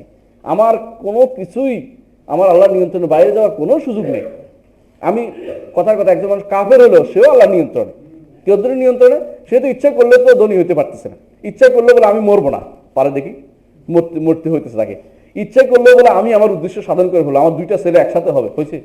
হয় না। তাহলে বোঝা গেল তার ইচ্ছা সবই কি আল্লাহ তাআলা দেন না। তাহলে সব মানুষই কিন্তু আল্লাহ নিয়ন্ত্রণ, এটা তাওহীদের একটি অংশ। এটাকে সম্পূর্ণভাবে বিশ্বাস না করা পর্যন্ত তাওহীদ কিন্তু আমাদের কারোই পূর্ণ হচ্ছে না। এরপরে আমাদের শেখ বলছেন যে তাওহীদে আরো কয়েকটা সাইড আছে, সেগুলি আলোচনা করবেন তিনি। এটা নেগেটিভ সাইড, এটা হচ্ছে মুতাআলিনাল আদাদ ওয়াল আন্দাদ। এখন হচ্ছে মানুষের কাছে কি তাওহীদের দ্বিতীয় অংশ, এটা হচ্ছে শিরকে, এটা শিরক ফিল উলুহিয়া। এতক্ষণ শিরক ফিল রুবুবিয়্যা আলোচনা করেছেন, এখন শিরক ফিল উলুহিয়া কি। মানুষ অনেক সময় আল্লাহ ছাড়া আরেকজন আছে, সরাসরি আরেকজন কোথাও আছে দেখাইতে পারে না। আল্লাহ ছাড়া আর কেউ আছে বলেন তো? নাই, কোথাও নাই। হিন্দুরও নাই, মানে হিন্দুরা একজনকে আছে, একজনের ভিতরে একজনের সবকিছু। মাঝে মধ্যে আপনারা যে সমস্ত ইয়া শুনেন, বিভিন্ন জায়গায় আলোচনা শুনেন, বলেন যে সবাই এক ঈশ্বরে বিশ্বাস করে ইত্যাদি ইত্যাদি। হ্যাঁ, এটা বলে, কিন্তু এটা কিন্তু ইমান, এটা কিন্তু তাওহীদের নাম না। আমরা বলেছিলাম তাওহীদ হওয়ার জন্য দ্বিতীয় অংশটা খুব জরুরি, সেটা হচ্ছে কি আপনার অ্যাক্টিভিটিস আল্লাহর জন্য হতে হবে। আপনার যত কাজ একমাত্র আল্লাহর জন্য হতে হবে, অর্থাৎ আপনার কাজের কিছু অংশ কাউকে দিলে শেষ, এটা আর লাগবে না। এই জন্য আমাদের এখানে তাওহীদুল উলুহিয়া যেটা, সেটাকে প্রতিষ্ঠা করার জন্য বলতেছেন ওহুয়া মুতাআলিন আনিল আদাদ ওয়াল আমদাদ। তিনি কোন রকমের বিপরীত কাউকে দাঁড় করিয়ে তার কাছে ইবাদত যাবে এরকম জিনিস থেকে তিনি মুক্ত, সেখানে যাবে না। ওয়াল আন্দাদ শাবি, তার মতো কেউ নেই। লাম ইয়াকুল্লাহু কুফুয়ান আহাদ, ওয়ালাম ইয়াকুল্লাহু কুফুয়ান আহাদ, তার সমকক্ষ কেউ কোনোদিন হতে পারবে না। নিদত্ত হচ্ছে শাবি, নিদত্ত হচ্ছে কি শাবি, সমকক্ষ। একটা শব্দ কোরআনে কারিমে আল্লাহ তাআলা, আমরা বলেছিলাম যে প্রথম কোরআনে কারিমের প্রথম নির্দেশনা হচ্ছে এটা, নিষেধাজ্ঞা হচ্ছে এটা, ফালা তাজাউ ইল্লা আন্দাদা ওয়া আনতুম তা'লামুন। আর প্রথম নির্দেশ হচ্ছে উবুদু রাব্বাকুমুল্লাযী খালাকাকুম, প্রথম নির্দেশ এটা। আপনি সূরা বাকারার প্রথম থেকে পড়ে আসেন, সূরা ফাতিহা থেকে, কোথাও সরাসরি আমর বা নির্দেশ পাবেন না, একমাত্র এই সূরা আয়াতের মধ্যে। একই আয়াতের মধ্যে আল্লাহ তাআলা দুইটা কাজ করেছেন। একটি হচ্ছে যে আপনাকে অবশ্যই একমাত্র আল্লাহর ইবাদত করতে হবে, আরেকটি হচ্ছে আল্লাহ ছাড়া যত মানুষের যত আপনি নিদ সাব্যস্ত করেছেন, সবই সাব্যস্ত করেছেন, সমকক্ষ বা সমগোত্রীয় বা এরকম কাছাকাছি মত এরকম মনে করেছেন, একরকম মনে করেছেন, এইগুলি থেকে আপনাকে মুক্ত হতে হবে। এই একই আয়াতের ভিতরে দুইটা নির্দেশনা আল্লাহ তাআলা দিয়েছে। সেটা কি? ইয়া আইয়ুহান নাস উবুদু রাব্বাকুমুল্লাযী খালাকাকুম মিন নাফসিন ওয়াহিদা ওয়া খালাকা মিনহা ইয়া আইয়ুহান নাস উবুদু রাব্বাকুম ওয়াল্লাযীনা মিন ক্বাবলিকুম লাআল্লাকুম তাত্তাকুন আল্লাযী জাআলা লাকুম আল-আরদা ফিরাশান ওয়াস সামা'a বিনাআ ওয়া আনজালা মিনাস সামা'i মা'আন ফাআখরাজা বিহি মিনাস সামারাতি রিজকান লাকুম ফালা তাজআলু লিল্লাহি আনদাদা ওয়া আনতুম তা'লামুন। মনে করবেন এই দুইটা আয়াত হচ্ছে আমার সারা জীবনের কাজ। আল্লাহ তাআলা প্রথম আয়াত নির্দেশনা দিয়েছেন, এই দুইটা কাজ আমাকে করতেই হবে। তো আমাকে নিদ সাব্যস্ত করতে নিষেধ করেছেন। নিদ অর্থ হলো সমকক্ষ, অর্থাৎ ইবাদতে কাউকে আল্লাহর কোনো কিছু পাওয়ার মতো, আল্লাহ তাআলার যা প্রাপ্য সেটা কোনো কিছু পাওয়ার মতো কোনো সবই অনুরূপ কাউকে সাব্যস্ত করা যাবে না। বুঝতে পারছেন? মানে আল্লাহ তাআলা কি কি পান? তিনি আমার সালাত, তিনি আমার যাকাত পাবেন, তিনি আমার মনে ইখলাস পাবেন না, তিনি আমার তাওয়াক্কুল পাবেন, তিনি আমার জিকির পাবেন, মুখের আলোচনা যেটা জিকির হচ্ছে, এগুলি আল্লাহ কে পাবে? আল্লাহ তাআলা। এর কোনো কিছু আমি আর কাউকে দিলে কি হয়ে যাবে? নিদ সাব্যস্ত করা হয়ে যাবে। এই জন্য উনি বলতেছেন ওহুয়া মুতাআলিন আনিল আদাদ ওয়াল আন্দাদ, তিনি আরেকজন এর বিপরীতে কাউকে দাঁড় করানো অথবা বিপরীতে কোনো কিছু এরকম কাউকে দাঁড় করানো থেকে সম্পূর্ণ মুক্ত। সুতরাং যারা এটা করবে তারা কখনো আল্লাহর সাথে আল্লাহ তাওহীদ প্রতিষ্ঠা করতে পারেনি। এরপরে বলতেছেন ও লা রাদ্দা লিকাদাইহি, আল্লাহ তাআলার যে ফয়সালা এটা কেউ পরিবর্তন করতে পারে না। আল্লাহ তাআলার ফয়সালাকে কেউ বলে আমি এটা মানি না, দেখি আমি আরেকটা করে দেখি, এটা করতে পারবে না, এটা করতে পারবে না। এটা যদি করতে পারতো, দুনিয়ার যে সমস্ত জব্বার মুতাকাব্বির অহংকারী রাজা বাদশাহরা ছিল, অহংকার যে সমস্ত মানুষগুলো ছিল পৃথিবী, তারা অনেক কিছু করে ফেলতে পারতো। তারা বলতো আল্লাহর সিদ্ধান্ত হয়েছে আমি মরে যাবো না, আমি মরবো না, আমি 1 ঘন্টা পরে মরবো, পারবে কোনো মানুষ? তাহলে লা রাদ্দা লিকাদাইহি, আল্লাহ তাআলার কোনো নির্ধারিত জিনিসকে কেউ কোনোদিন পরিবর্তন করতে পারবে না। কোরআনে কারিমে আল্লাহ তাআলা সেটা বলেছেন যে সূরা আনআমের 17 নম্বর আয়াত, তিনি বলেছেন ওয়া ইয়ামসাসকাল্লাহু বিদুররিন ফালা কাশিফা লাহু ইল্লাহু, যদি আপনাকে, কাকে বলছে? আল্লাহ রাসূলকে। ওয়া ইয়ামসাসকাল্লাহু বিদুররিন ফালা কাশিফা লাহু ইল্লাহু, যদি আপনার কোনো ক্ষতি হয় তাহলে এই ক্ষতি থেকে উদ্ধার করার জন্য কে আছে? একমাত্র আল্লাহ তাআলা। কারকে বলছেন? মুহাম্মদ রাসূলুল্লাহ সাল্লাল্লাহু আলাইহি ওয়াসাল্লামকে। তারা বলছেন ওয়া ইয়ামসাসকা বিখাইরিন, যদি কোনো কল্যাণ পাইতে হয়, কল্যাণ তো আপনাকে পেয়ে বসে, ফালা মুমসিকালা, এটাকে বাধা দেওয়ার মতো কোনো মানুষ নেই। এটাকে বাধা দিতে পারে না কেউ, এটাকে কেউ বাধা দিতে পারে না। ওমা ইউমসিক ফালা মুরসিলাহু, আর যদি আল্লাহ অন্য আয়াতে বলতেছে ওমা ইউমসিক ফালা মুরসিলাহু, যদি আল্লাহ কোনো কিছু বাধা দিয়ে বন্ধ করে রাখেন কেউ তা দিতে পারবে না, কেউ তা দিতে পারবে না। আবার আল্লাহ তাআলা বলেছেন ইন্নামা আমরু ইযা আরাদা শাইআন আইয়াকুল লাহু কুন ফায়াকুন, তিনি যেটা দেন সেটাই শুধু হয়। সুতরাং আপনি মনে করবেন না যে অন্য কারো থেকে আপনার কোনো সামান্যতম উপকার আসবে, সেটা বিশ্বাস করার কোনো সুযোগ নাই। বিশ্বাস করলে সেটা হবে শিরক, সেটা হবে শিরক, সেটা হবে শিরক। এটাই হচ্ছে কোরআনে কারিমে আল্লাহ বলেছেন লা মুআক্কিবা লিহুকমিহি, তার হুকুমের পিছিয়ে লেগে যে না আল্লাহ একটা নির্দেশ দিয়েছে আমি এটাকে আটকাই দেই। হ্যাঁ, দুনিয়ার বুকে মানুষ এটা পারে। কেমন, আপনি বললেন যে এই তুমি এই কাজটা করতে গেছে, আরেকজন বলেছে বাধা দিই, ঠিক না? আল্লাহ তাআলার নির্দেশের মধ্যে কেউ কেউ বাধা দিতে পারে? বাধা দেওয়ার কোনো ক্ষমতা নাই। আল্লাহ বলছে তুমি অমুক মরে যাবে, অমুক মরে যাবে, আপনি বললেন যে দেখি আমি 2 দিন বাঁচাই রাখি, পারবেন? এখন মানুষ মিথ্যাচার করে, কি করে মিথ্যাচার জানেন? কি করে? হাসপাতালে হ্যাঁ লাইফ সাপোর্ট, এটা একটু বড় ধরনের শয়তানি করতেছে। লাইফ সাপোর্ট কিছু না, এই মরে গেছে 2 দিন আগে, লাইফ সাপোর্ট দিয়ে টাকা রোজগার একটা বুদ্ধি করে নাকি। হ্যাঁ, অনেক সময় মানুষের মানে কষ্ট হয় সেটা সহযোগিতা করতে পারে, কিন্তু অনেক সময় তারা শয়তানি করে ইচ্ছা করে যে লাইফ সাপোর্ট দিয়ে রাখছে, লাইফ সাপোর্ট থেকে বাঁচে নাকি মানুষ। আমি এই পর্যন্ত কাউকে লাইফ সাপোর্ট থেকে ফিরে আসতে খুব একটা দেখিনি। হ্যাঁ, কারো অসুস্থ নিঃশ্বাস টানতে পারতেছে না, তারা সহযোগিতা করতে পারে নিঃশ্বাসের কারণে। মরে যাওয়ার পরে লাইফ সাপোর্ট দেওয়ার অর্থ হচ্ছে তার পয়সা কামানো একটা বুদ্ধি করা, এটা কোনোদিন হয় না। আল্লাহ তাআলার নির্দেশনার বাইরে যেই টাইমে তার মৃত্যু সেই টাইমেই হবে। লা মুআক্কিবা লিহুকমি, আল্লাহর নির্দেশকে পিছু নিয়ে তাকে আটকাই দিবে এমন কোনো ক্ষমতা কারণেই, কারণ আল্লাহ তাআলা বলছেন আল্লাহু ইয়াহকুমু লা মুআক্কিবা লিহুকমিহি, সূরা রাদের 61 নম্বর আয়াতে আল্লাহ নির্দেশ দেন, তার নির্দেশকে কেউ কোনোদিন আটকে দিতে পারে না। এরপর আল্লাহ তাআলা বলছেন তার নির্দেশকে ফাইনান আমরুহু, তারপর বলছেন ওলা মুআক্কিবা লিহুকমিহি ওলা গালিবা লিআমরি, তার নির্দেশকে গালেব করে দিবে, মানে তার নির্দেশের উপরে আরেকজন এসে নির্দেশ দিবে এমন ক্ষমতা কারো নেই। কারণ আল্লাহ তাআলা বলছেন ওয়াল্লাহু গালিবুন আলা আমরিহি, আল্লাহ তার নির্দেশের উপরে পূর্ণ ক্ষমতাবান। ওয়ালাকিন্না আকসারান নাস লা ইয়ালামুন, অধিকাংশ মানুষ সেটা জানে না। ইউসুফ আলাইহিস সালাম সেই ঘটনার মধ্যে বলছে আল্লাহ তাআলার নির্দেশ কি দেখেন, ইউসুফ আলাইহিস সালাম, আল্লাহ তাআলার ইচ্ছা হচ্ছে ইউসুফ আলাইহিস সালামকে কি করবে, কূপে ফেলবে, ঠিক না? ইয়াকুব আলাইহিস সালাম কত কি চাইছে, আটকাইতে পারছে? ইয়াকুব আলাইহিস সালাম কি চাইছে যে নিও না, বাঘে খেয়ে ফেলবে তোমরা তো গাফেল। হ্যাঁ, তো ওরা বললো যে, ওরাও কান্নাকাটি করলো যে না আমাকে গাফেল, আমরা এত বিরাট একটা দল, আমাদের কি, আমরা তো অনেক খাস ছিল, আমরা তো কিছুই করতে পারি না, আপনি আমাদেরকে কোনো বিশ্বাস করে না, ইত্যাদি ইত্যাদি। হ্যাঁ, আমাদের উপর আপনার কোনো আমরা একটু আশাবাদী ইউসুফকে নিয়ে খেলবে, ইত্যাদি ইত্যাদি। ইয়াকুব আলাইহিস সালাম যদি জানতো কথার কথা, যে ভবিষ্যৎ জানতো, তো উনি বুঝতে যে আমার ছেলে যাক, ওখান থেকে একজন নিয়ে যাবে, মিশরের বাদশা বানাবে, তারপরে আমরা যাবো। উনি জানতে পারছে জানেন না, উনি তো মনে করছে না ছেলে যেন না যায়, ছেলে যেন না যায়, ধরে রাখছে, ঠিক না? এটাই তো কথা, ধরে রাখছে ছেলেকে, ধরে না যায়। আল্লাহ তাআলার ইচ্ছা সবার উপরে, আল্লাহ না ছেলে যাই ওখানে পড়বে, নিবে, আল্লাহ তো জানেন কোথায় নিবে, জায়গা মতো পৌঁছে যাবে, তারপর আমি এদেরকে দেখাবো যে কি কাজ করছে। এই জন্য আল্লাহ বলছেন যে আল্লাহু গালিবুন আলা আমরিহি, হে ইয়াকুব আলাইহিস সালাম, ইয়াকুব তুমি একটু জানো না, আল্লাহ তার নির্দেশের সবার উপরে গালেব, তিনি জানেন যে কিভাবে তাকে কোথায় পৌঁছাতে হবে, এই জন্য তিনি এই কাজটা করে দিয়েছেন। সুতরাং তোমার টেনশন করার কারণ নয়, তুমি যতই টেনশন করো না কেন, আমি আমার কাজ করে যাব। উনি টেনশন করেছেন, চোখের পানি ফেলছেন, চোখ কানো হয়ে গেল, সব হয়ে গেল, কিন্তু আল্লাহর সিদ্ধান্ত আল্লাহ তাআলা সেটা করে দিয়েছেন, দেখিয়ে দিয়েছেন যে মিশরের রাজা বানাচ্ছি তাকে আমি, দাঁড়ান, তুমি ওকে দাস হিসেবে বিক্রি করলেও কোনো সমস্যা নাই, হইতে দাও, কদু যায় দেখি আমি। সুতরাং মানুষ জানে না বলেই অনেক সময় মানুষ মনে করে যে এইটা বলাই বোধ ভালো ছিল না, আপনি এরপরে দেখবেন যে একসময় বলবেন যে আরে আল্লাহ যেটা করছে এটাই তো ভালো ছিল।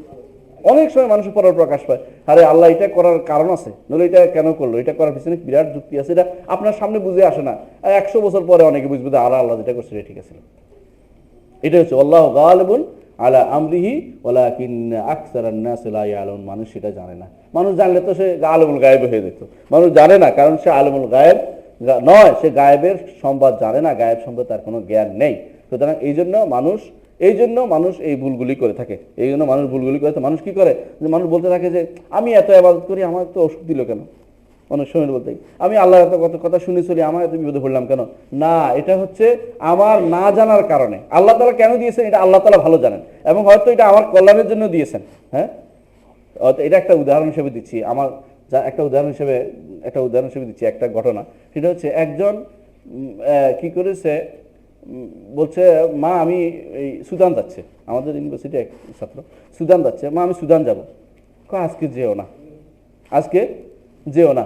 এরপরে সুদানি একটা বিমান কিছু বছর কয়েক আগে, 10 আগে একটা সুদানি বিমান অ্যাক্সিডেন্ট করছে, আমার মনে আছে ক্লাস, ওই বিমানটাই ক্রাশ করছে। কারণ মা নিষেধ করছে, যায় নাই, ঘরে যা রাগ করে শুয়ে আসছিল, ক্রাশ করছে বিমানটা, মারা গেছে। কোথায়? সমস্ত মানুষ মরে গেছে, বেটা মরে না, মনে করছেন না? মা গেছে যাই খুশি হয়ে, শোন তোদের নিষেধ করছিলাম, যে দেখছো তো বিমান অ্যাক্সিডেন্ট হয়েছে, যাই দেখে যে এটা এখানে মরে রয়েছে ও বিছনার উপরে। মানে আল্লাহ লেখা আছে এটা। মানে আমি বলতে চাচ্ছি যে আল্লাহ তাআলা যেটা লেখা এটা হবেই, সেটা দূরে হোক কাছে হোক। একটা বিমানে মরছে, বিমানে ক্রাশ করে মারা গেছে, আরেকটা এখানে মারা গেছে, মানে কিছু ওখানে মারা গেছে। তাহলে বোঝা গেল আল্লাহ গালিবুন আলা আমরি, তার নির্দেশ ব্যাপারটা আল্লাহ তাআলা ভালো জানেন কোনটা কি করবেন। অনেক সময় ভালো জিনিসটা আমরা বুঝি না, আমাদের সময় আমরা কি করছি, পাশ করে বেরিয়ে চলে আসছি। আমাদের পরে যে পাশ করেন, একটা ফেল করছে, বাদশা এসে ঘোষণা দিল যে এই বছর যারা করছে তাদের সবাইকে এই এত এত টাকা দেওয়া হবে, তারা যেন দেশে দেশে ঘুরে আসতে পারে। এর আগে কেউ এই সুযোগ পায় নাই, তাহলে সে ফেল করেও একটা ভালো কাজ করছে।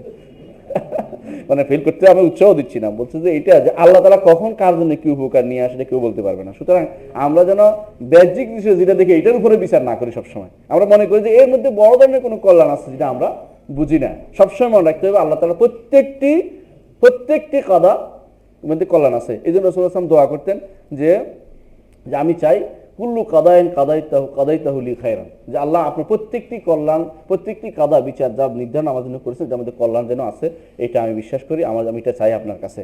তো আল্লাহ তাআলা এই জন্য প্রত্যেকটি কাদার মধ্যে কি আছে, কল্যাণ আছে, যেটা আমরা বুঝি না। শয়তান সৃষ্টি করার মধ্যে কি কল্যাণ আছে? তওবা লাগবে, ক্ষমা লাগবে, বান্দা আল্লাহর কাছে বিনয়ী হবে। মূলত বলে আমি ইবাদত করছি, এত ইবাদত নিয়ে আসছি, এইগুলোতে অহংকারে ফেটে যেত। এখন তার অন্তরে নফসে আম্মারা আছে, সৃষ্টি করেছে, সে অহংকার করবে না, বললো যে কিছুক্ষণ পরে তো আমার নামাজটা সারাক্ষণ আপনার চিন্তা নামাজটা কদ্দূর হইলো, কি 10 ভাগ হইলো না 5 ভাগ হইলো, এই যে টেনশন, এটাও তো একটা এটা ইবাদত, এটাও কিন্তু একটা, এটার নামই নাদম, এটার নামই তওবা। যে আপনি সারাক্ষণ চেষ্টা করছেন আমার কি হইলো না, আমি ভয়ের মধ্যে আছি, এইটাই চায়। এই জন্য আল ইমানু বাইনাল খাউফ ওয়ার রাজা, আশা নিরাশার দ্বন্দ্বের মাঝখানে হচ্ছে ইমান। আপনি যদি আশাবাদী একবার বেশি হয়ে যান, জান্নাতে চলে যাচ্ছেন, এটা গ্রহণযোগ্য না। আবার নিরাশ হয়ে নিজেকে হত্যা করার কথা আল্লাহ তাআলা বলে নাই। মাঝখানে হচ্ছে ইমান। আপনি দোদুল্যমান থাকবেন সবসময় যে আমি কি করলাম, কতটুকু আবাদ করতে পারলাম, কতটুকু আমার আবাদ হলো, আয় রে আমার কি ঠিক মতো আবাদ হচ্ছে পারছি কিনা। এই জন্য আল্লাহর কাছে যখন বিনয়ী থাকবেন, আল্লাহ তাআলা শেষ মুহূর্তে এসে বলবেন যে মৃত্যুর আগে, এটাই হচ্ছে রাসূলুল্লাহ সাল্লাল্লাহু আলাইহি ওয়াসাল্লামের নির্দেশনা, যে মৃত্যুর আগে যে তোমাদের কেউ যেন মারা না যায় আল্লাহর উপর ভালো ধারণা না করে। মৃত্যুর আগে আপনি ভালো ধারণা করবেন যে আল্লাহ আমাকে সত্যি জান্নাত দিবেন, আমি বিশ্বাস করি আল্লাহর উপরে, আল্লাহ তাআলা সেটাই করবেন। এর আগ পর্যন্ত আপনি সবসময় দুধ থাকবেন যে আল্লাহ আমি কি ঠিকমতো করতে পারছি, আমার যে আবাদতগুলো ঠিকমতো হচ্ছে, আমি কি সত্যিকার সুন্নত মতো করতে পারছি, আমার নিয়ম হচ্ছে, আমার কোনো ভুল হচ্ছে কিনা, আল্লাহ তুমি কবুল করো। এই যে আপনার যে হাফিজ চেষ্টা থাকবে, এটাই হচ্ছে সত্যিকার ঈমান, এবং এটাই বোঝা যায় যে আপনি অহংকারী নন, আল্লাহর কাছে বিনয়ী, এটাই আপনার কাছে চায়। সুতরাং আমরা সবসময় যে জিনিসটা মনে করবো যে আল্লাহ তাআলা যে উদ্দেশ্যে যে কাজগুলি যেখানে যেটা দেখছেন, কাজটা করছেন, যে এটার মধ্যে কোনো একটা হিকমত আছে, আমি বুঝছি না, কিন্তু সব ভালো হতে হবে, নট নেসেসারি। অনেক কাফেরকে আল্লাহ তাআলা ইমানদারের উপরে সওয়ার হয়ে দেন, কেন দেন? ইমান পরীক্ষা করার জন্য, ইমান কতটুকু আছে। আবার দেন আমাদের শাস্তি দেওয়ার জন্য, আমরা অন্যায় করেছি, আমাদেরকে শাস্তি দেওয়ার জন্য সেটা দেন, আমরা অন্যায় করি সেজন্য শাস্তিও দেন। কিন্তু এর বিপরীতে একটা কি আছে, বড় ধরনের ফায়দা আছে, সেটা কি? আমরা আবার নারজাইলা দিনে না, আমার দিনের দিকে ফিরে আসবো, আল্লাহ দিনের দিকে ফিরে আসবো, আমরা বুঝতে পারবো যে আমরা আবার রিয়েলাইজেশন করতে পারবো যে আমরা অন্যায়গুলি করে গেছি। এই জন্য আল্লাহ তাআলা আমাদেরকে এর উপর ওদেরকে বসাই দিয়েছে আমাদের উপরে। আচ্ছা, এরপরে বলতেছেনি আমাদের ইমাম, আমান্না বিযালিকা কুল্লিহি, এই সবই আমরা ঈমান আনলাম। ঈমান আনলাম, বুঝছেন তো? ঈমান অর্থ কি বলছিলাম, মনে আছে? ঈমান অর্থ কি? না গো, ঈমান অর্থ বিষয় বলিনি, আবার ভুলে গেছেন আপনারা। ঈমান অর্থ বলছি স্বীকৃতি দেয়া, স্বীকার করা, অন্তরে মুখে কর্মকাণ্ডে, এটা হচ্ছে ঈমান।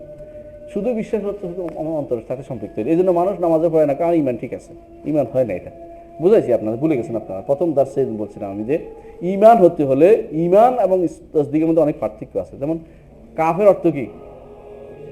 অবিশ্বাসী। তাহলে অবিশ্বাসী না অস্বীকারী? তাহলে ঈমানদার অর্থ কি হবে? মুমিন অর্থ কি? স্বীকারী। এটা আপনি বলছেন, আলহামদুলিল্লাহ। তাহলে বোঝা গেল এটা একটা বিপরীত, যেহেতু এটা আসবেই। তো ঈমান অর্থ হলো, ঈমান হচ্ছে স্বীকৃতির নাম, স্বীকৃতি। হ্যাঁ, কবুল এবং স্বীকৃতি একসাথে, আপনি মেনে নিয়েছেন এবং স্বীকৃতি দিচ্ছেন। এটা অন্তরে হবে, মুখে হবে এবং কর্মকাণ্ডে হবে। স্বীকৃতি প্রমাণ দেখাতে হবে আপনাকে। কিন্তু বিশ্বাস যদি হয়, একেবারে বিশ্বাসটা খালেস আপনার অন্তরের সাথে সম্পৃক্ত। বিশ্বাস দেখাও যায় না, মানুষের বিশ্বাস কোনদিন কেউ দেখতে পায়? দেখতে পায় না। এই জন্য মুনাফেক হয়, বিশ্বাস ভিতরে আছে বাইরে নাই। স্বীকৃতি থাকলে তার কর্মকাণ্ডে স্বীকৃতি পাইতো। এই জন্য ইমান অর্থ যারা এটা করেছে, শেখ হুসাইন ইবনে তাইমিয়া রহমতুল্লাহ বলেন যে ইমানের অর্থই তারা বুঝে নেই, ইমান শব্দের অর্থই তারা বুঝে নেই। কারণ ইমান যে নিয়ে আসছেন তিনি এই অর্থ করেন নাই, বরং ইমানের বিপরীতে আল্লাহ তাআলা বলছে কুফরের কথা, আর কুফরের তো অস্বীকার করা, সুতরাং ইমান হচ্ছে স্বীকার করা। এটা মনে রাখতে হবে প্রত্যেক। এই স্বীকার মুখে অন্তরে এবং কর্মকাণ্ডে প্রকাশ পাবে। আমাদের শেখ বলতেছেন আমান্না বিযালিকা কুল্লিহি, এই সব দিয়ে আমরা সবের উপরে ইমান আনছি। কিসের উপরে? তাওহীদের উপরে, তাকদীরের উপরে, এবং আল্লাহ তাআলার জন্য কোনো নিদ নেই শিরিক সাব্যস্ত না করার উপরে আমরা কি ইমান এনেছি। যেমন ও আইকান্না, এবং দৃঢ় বিশ্বাসী হয়েছি। এবার আসুন বিশ্বাসের কাছে, ইয়াকিন অর্থে দৃঢ় বিশ্বাসী হওয়া। অবিল আখিরাতুহুম ইউকিনুন, আখিরাতে তারা দৃঢ় বিশ্বাসী। এই জন্য এই বিশ্বাস ইয়াকিন অর্থ দৃঢ় বিশ্বাসী। ও আইকান্না আন্না কুল্লা মিন ইনদিহি, এবং আমরা এই দৃঢ় বিশ্বাস হলাম যে যত কিছু হোক ভালো, আমাদের যত কিছু হচ্ছে, আমাদের যে তাকদীর লেখা আছে, আমাদের তাওহীদ বা তাকদীর যত আলোচনা হয়েছে সবই কার থেকে? আল্লাহর কাছ থেকে। কুল্লা মিন, সবই আসছে আল্লাহর কাছ থেকে। এরপরে ইমানের চ্যাপ্টার এবং তাওহীদের চ্যাপ্টার তিনি ক্লোজ করলেন। কিসের? তাওহীদের চ্যাপ্টার ক্লোজ করে এখন আলোচনা করতেছেন, রিসালাতের আলোচনা শুরু করেছেন তিনি। তাহলে আমরা কি শিখলাম? তাওহীদ শিখলাম, তাকদীর শিখলাম। তাওহীদ শিখলাম, তাকদীর শিখলাম। এই দুইটাই কিন্তু একটার সাথে ওতপ্রোতভাবে জড়িত, আমরা এটা বলেছি। এরপরে তিনি বলছেন ওয়া ইন্না মুহাম্মাদান আবদুহুল মুস্তাফা ওয়া নবিয়ুল মুজতাবা ওয়া রাসূলুল মুরতাদা। তিনটি শব্দ বলেছেন, গুরুত্বপূর্ণ জিনিস। যদি আমরা তাওহীদের প্রথম অংশ, কালেমার প্রথম অংশ ঠিক করেছি, এখন দ্বিতীয় অংশ আসছে। দ্বিতীয় অংশ কি? মুহাম্মাদুর রাসূলুল্লাহ, বলি না? আশহাদু আল্লা ইলাহা ইল্লাল্লাহ ওয়া আশহাদু আন্না মুহাম্মাদুর রাসূলুল্লাহ। আশহাদু আল্লা ইলাহা ইল্লাল্লাহ ওয়া আশহাদু আন্না মুহাম্মাদুর রাসূলুল্লাহ এভাবে আছে হাদিসে, কিন্তু শুধু লা ইলাহা ইল্লাল্লাহ মুহাম্মাদুর রাসূলুল্লাহ সরাসরি কোনো সহিহ হাদিসে নাই। সেই জন্য আমরা সরাসরি কোনো সহিহ, আমরা আমাদের দেশে কখনো কিভাবে এটা আসলো, আসলে লা ইলাহা ইল্লাল্লাহ মুহাম্মাদুর রাসূলুল্লাহ কিভাবে আসলো? অধিকাংশ মসজিদের মধ্যে, আলহামদুলিল্লাহ এখানে নাই, মসজিদের মধ্যে এটা লেখাই থাকে লা ইলাহা ইল্লাল্লাহ মুহাম্মাদুর রাসূলুল্লাহ। কোথা থেকে আসলো এটা?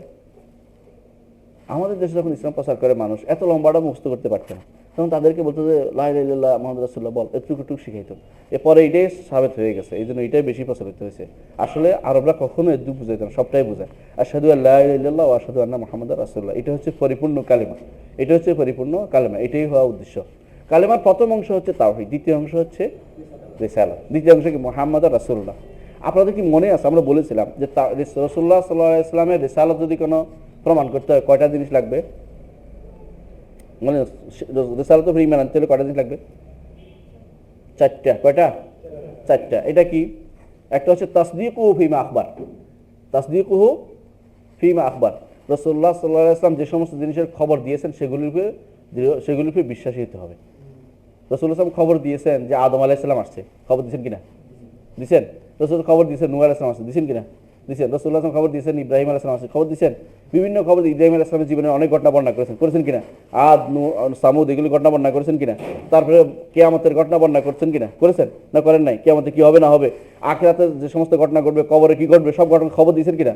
এই সবগুলি তাসদীক করার নাম প্রথম একটা শুধু পাইছেন, ঈমান, তাসদীকু ফীমা আখবার। আর মুহাম্মাদুর রাসূলুল্লাহ বলার প্রথম অংশ পাইছেন কি? তাসদীকু ফীমা আখবার। তিনি যে সমস্ত খবর দিয়েছেন সেটা সহিহ হলে সেটাকে অবশ্যই সেটার উপর আপনার বিশ্বাস থাকতে হবে। দ্বিতীয় হচ্ছে তাআতুহু ফীমা আমার, 2 নম্বর তাআতুহু ফীমা আমার। তিনি যে নির্দেশনা দিয়েছেন সেই নির্দেশনা আনুগত্য করা, মেনে নেয়া। তিনি কি নির্দেশনা দিয়েছেন? সালাত করতে হবে, যাকাত দিতে হবে, সওম পালন করতে হবে, মসজিদে ডান পা দিয়ে ঢুকতে হবে, দোয়া করতে হবে, বলছেন না রাসূলুল্লাহ সাল্লাল্লাহু আলাইহি ওয়াসাল্লাম, দুরূদ পড়তে হবে, বলছেন না? এই সবই, এগুলি কি? তাআতুহু ফীমা আমারা, তিনি যা নির্দেশনা দিয়েছেন তার আনুগত্য করা। 3 নম্বর হচ্ছে আল ইনতিহাউ আম্মা নাহা আনহু ওয়া জাযারা। রাসূলুল্লাহ সাল্লাল্লাহু আলাইহি ওয়াসাল্লাম যা থেকে নিষেধ করেছেন তা থেকে দূরে সরে থাকা। কি থেকে নিষেধ করেছেন? হারাম খেও না, মিথ্যা কথা বলো না, জিনা ব্যভিচার করো না, এই জাতীয় যত নিষেধাজ্ঞা তিনি দিয়েছেন সেই নিষেধাজ্ঞা থেকে কি হতে হবে? আমাদেরকে দূরে সরে আসতে হবে, এটা ছেড়ে দিতে হবে। এটা আর একটা 4 নম্বর হচ্ছে ও আল্লাহ ইউবাদা ইল্লা বিমা শারা। তিনি যেভাবে শরীয়ত দেখাই দিয়েছেন এর বাইরে অন্য কোনো পদ্ধতিতে ইবাদত না করা। রাসূলুল্লাহ সাল্লাল্লাহু আলাইহি ওয়াসাল্লামের পদ্ধতির বাইরে আমি যদি বলি দাঁড়িয়ে থাকা ইবাদত, এক পা দাঁড়িয়ে থাকা ইবাদত হবে? আর ভারতে গেলে অনেক মানুষকে দেখতে পাবেন যে এক পা এমনি দিয়ে রয়ে গেছে, এক পা দাঁড়িয়ে রয়েছে এক পায়ের উপরে, এক হাত এমনি দিয়ে রয়ে গেছে। দেখছেন কিনা? যুগীরা এটা করে, ভারতের যুগীরা এটা করে। অনেক মানুষ, আমার ওস্তাদ বলছে একজন এনে বসেই রয়েছে, না খায়, না খেয়ে পড়ে যাচ্ছে, না খেয়ে মরে যাওয়া কি ইবাদত নাকি? নিজের কষ্ট দেয় কি আবাদত নাকি? উদ্দেশ্য না, উদ্দেশ্য আবাদত। দেখেন একটা হাদিস আছে, রাসূলুল্লাহ সাল্লাল্লাহু আলাইহি ওয়াসাল্লাম একটা হাদিস মনে হয়েছে আমার। আবু ইসরাইল নামে এক ব্যক্তি, তিনি হাঁটবেন, বুঝছেন, হজে যাবেন, তিনি হাঁটবেন, কথা বলবেন না, ছায়া উঠবেন না। কয়টা হইল? 3টা। হেঁটে যাবেন, কথা বলবেন না, ছায়া নিবেন না, হজে যাবেন। কয়টা হইল? 4টা। রাসূলুল্লাহ সাল্লাল্লাহু আলাইহি ওয়াসাল্লাম বললেন, কি হয়েছে? মানুষ সব একসাথে হয়ে গেছে, কি কষ্টে, কি বহুত বড় আবেদ হয়ে গেছে, কি হেঁটে যাচ্ছে, হজে যাচ্ছে, হজে ইয়াতে উঠবে না, তারপরে সে কথা বলবে না, তারপরে সে ছায়া যাবে না। রাসূলুল্লাহ সাল্লাল্লাহু আলাইহি ওয়াসাল্লাম 3টাকে অস্বীকার করলেন, 4 নম্বরটা সাব্যস্ত করলেন, কি হজে যাও। তিনি বললেন যে কুল্লাহু মুরহু, তাকে নির্দেশ, তাকে বলো কি করবে না, তাকে বলো সে যেন কথা বলে, তাকে বলো সে যেন বাহনে উঠে, তাকে বলো সে যেন ছায়া গ্রহণ করে, চলে বাদ দিন, তারপর বললেন সে যেন তার হজটা কমপ্লিট করে। খেয়াল করছেন? মানে 3টাই অস্বীকার করলেন। মানে যদি আবাদত কষ্ট দেওয়ার নাম হতো, রাসূল বলতেন যে বিরাট বড় আবেদ রে, আমার থেকে বড় আবেদ চলে এসেছে মনে হয়, বড় আবাদতকারী না। এটা আবাদতের লক্ষণ না। রাসূলুল্লাহ সাল্লাল্লাহু আলাইহি ওয়াসাল্লাম পুরোপুরি অনুসরণ করে। আবাদত লা ইউবাদু ইল্লা বিমা শারা, এটা আবু ইসরাইল নাম ছিল, আপনারা দেখবেন আবু ইসরাইল দিয়ে সার্চ দিলেন পাবেন সবাই। তো এই বেটা এই কাজ করছে, রাসূল কিন্তু এর অনুমোদন করে নাই। তাহলে বোঝা গেল যে আপনি মন চাইলেই আপনার ইবাদত হয়ে যাবে না, ততক্ষণ না আমার নবী সেটাকে শরীয়ত হিসাবে দেখিয়ে না দিবেন, ততক্ষণ পর্যন্ত এটা কখনো ইবাদত হিসাবে গ্রহণযোগ্য হবে না। আপনার আমার সার্বিক চিন্তা থাকতে হবে, এই 4টি কাজ যেন হয়, তাহলে আমি মুহাম্মদ রাসূলুল্লাহ সাল্লাল্লাহু আলাইহি ওয়াসাল্লামকে নবী হিসাবে মানছি, তাকে রাসূল হিসেবে মানছি। এখন মুহাম্মদ রাসূলুল্লাহ বলতে থাকি, তার নির্দেশও মানি না, তার খবরও বিশ্বাস করি না, তার নিষেধ করে জিনিসও ত্যাগ করি না, তার শরীয়ত অনুসারেও চলি না। এখন আমি বলি যে নবীর মহব্বতকারী হয়, নবীর অনুসরণকারী হয় না, কখনো সেটা হয় না, ভুল। এর আগে একটা জিনিস লাগবে, সেটা কি? মুহাম্মদ রাসূলুল্লাহ সাল্লাল্লাহু আলাইহি ওয়াসাল্লাম সম্পর্কে জানা লাগবে, তিনি কে ছিলেন। এই পরিচয়টা আমাদের দরকার। এই পরিচয়টা উনি বলতেছেন যে, শেখ বলতেছেন যে যদি তুমি রিসালাতের আগে তোমাকে একটা জানতে হবে, ওয়া ইন্না মুহাম্মাদান আবদুহুল মুস্তাফা। 1 নম্বর হচ্ছে মুহাম্মদ, নিশ্চয়ই মুহাম্মদ তিনি বান্দা কার? আল্লাহ, মুস্তাফা পছন্দনীয় বান্দা, আল্লাহর পছন্দনীয়। প্রত্যেকটা শব্দের ব্যাখ্যা করবো আমি একটা। মুহাম্মদ কেন নামকরণ করা হয়েছে? হ্যাঁ, রাসূলুল্লাহ মুহাম্মদ সাল্লাল্লাহু আলাইহি ওয়াসাল্লাম নামকরণ কেন করা হয়েছে? নামটা আল্লাহর পক্ষ থেকে মুলহাম। বান্দা যত ভালো কাজ করে সব কাজ থেকে মুলহাম, আল্লাহ তাকে এলহাম করে এগুলি কাজ করার জন্য। অনেক সময় দেখবেন তার নামটা দেওয়ার জন্য একটা এলহাম বাবার মনের ভিতরে দিয়ে দেয়, এই নামটা দিয়ে দেয়। এইগুলি এলহাম, মুলহাম, ভালো কাজগুলো। হ্যাঁ, আর খারাপ কাজগুলি কার থেকে আসে? শয়তান থেকে আসে। খারাপের এলহাম আল্লাহ তাআলা করেন না। এই যে মুহাম্মদ সাল্লাল্লাহু আলাইহি ওয়াসাল্লামের নাম মুহাম্মদ হবে, এই এলহামটা আল্লাহর পক্ষ থেকে আসছে, আল্লাহর পক্ষ থেকে আসছে। কিন্তু এটা একটা কারণ আছে, সেটা কারণ কি? তার প্রত্যেকটি কাজে প্রশংসনীয় কাজ। মুহাম্মদ সাল্লাল্লাহু আলাইহি ওয়াসাল্লামের প্রত্যেকটি কাজ কি? প্রশংসনীয়, এই জন্য তিনি মুহাম্মদ। প্রশংসনীয়, এই জন্য তিনি মুহাম্মদ। প্রত্যেকটা কাজ তার প্রশংসনীয়। তার কাজ যেমন প্রশংসনীয়, চরিত্র প্রশংসনীয়, তার চিন্তাধারা প্রশংসনীয়, তার ভবিষ্যৎ মানুষকে যে দেখিয়েছেন আখলাক, চরিত্র, সবকিছু প্রশংসনীয়। এই জন্য তিনি মুহাম্মদ। আর আল্লাহ তাআলা তিনি কি? মাহমুদ। হ্যাঁ, তিনি কি? মাহমুদ, তিনি প্রশংসিত। তিনি প্রশংসা করেন কার প্রশংসা করেন? রাসূলুল্লাহ সাল্লাল্লাহু আলাইহি ওয়াসাল্লামের প্রশংসা তিনি করেছেন, তিনি বলেছেন আমরাও করি রাসূলের প্রশংসা। সুতরাং এই জন্য দুনিয়ার মানুষের মুখে মুখে কিয়ামত পর্যন্ত সবসময় মুহাম্মদ রাসূলুল্লাহ সাল্লাল্লাহু আলাইহি ওয়াসাল্লামের প্রশংসা জারি থাকবে। এই জন্য তার নাম হচ্ছে মুহাম্মদ। সুতরাং আমাদের বুঝতে অসুবিধা না হয়, তিনি হচ্ছেন মুহাম্মদ আবদুহু। কার বান্দা? আল্লাহর বান্দা। আল্লাহর বান্দা হতে পারাটা সবচেয়ে বড় নিয়ামত। আল্লাহর বন্ধু হতে পারাটা, আমরা বলেছিলাম, আপনারা শুনেছেন কখনো কখনো, যে রাসূলুল্লাহ সাল্লাল্লাহু আলাইহি ওয়াসাল্লাম একদিন বসা ছিলেন, জিবরিল এসে বললেন যে আল্লাহ তাআলা আপনাকে 2টি জিনিসের অপশন দিয়েছেন। একটি হচ্ছে যে আপনি কি বাদশাহ রাসূল হবেন না বান্দা রাসূল হবেন। ফানাযারা ইলা জিবরিল কাল মুস্তাশার ইলাই, তিনি জিবরিলের দিকে তাকালেন যে জিবরিল আপনি কি পরামর্শ দেন এদিকে কি? তো তিনি ইঙ্গিত করলেন আনতাওয়াদা, যে আপনি বিনয়ী হন। রাসূলুল্লাহ সাল্লাল্লাহু আলাইহি ওয়াসাল্লাম বললেন বাল, দেখেন উনি প্রশ্ন নিয়ে আছে, প্রশ্নকর্তার কাছে উত্তরটা তিনি জানতে চাইলেন কি করা দরকার আমার। তো বাল আবদান রাসূলান, আমি আল্লাহর বান্দা হতে চাই, রাসূল হতে চাই। আল্লাহ তাআলা তাকে বান্দাও বানিয়েছেন, রাসূলও বানিয়েছেন। রাজা বাদশাহ কম ওনার থেকে বেশি সম্মান পায় পৃথিবীতে? কেউ তার কথা মনে, কত রাজা বাদশাহ কবরে মরে গেছে, কেউ খবর রাখে কেউ। কিন্তু আমার নবীকে সবাই প্রতিদিন স্মরণ করবে, প্রতি ওয়াক্ত স্মরণ করবে, প্রতি সালাতে স্মরণ করবে। কেন স্মরণ করবো? তিনি আল্লাহ তাআলা বিনয়ী হওয়ার কারণে আল্লাহ তাকে উপরে উঠিয়েছেন। তিনি হচ্ছেন বান্দা। এই বান্দা হতে পারে, এই জন্য আল্লাহর বান্দা হচ্ছে আমার নবী, এবং সর্বশ্রেষ্ঠ বান্দা হচ্ছেন কে? আমার নবী মুহাম্মদ রাসূলুল্লাহ সাল্লাল্লাহু আলাইহি ওয়াসাল্লাম। আল্লাহ তাআলা তাকে 3 জায়গায়, বহু জায়গায়, কোরআন কারীমে প্রায় 7 জায়গায় বান্দা হিসেবে আহ্বান করেছেন।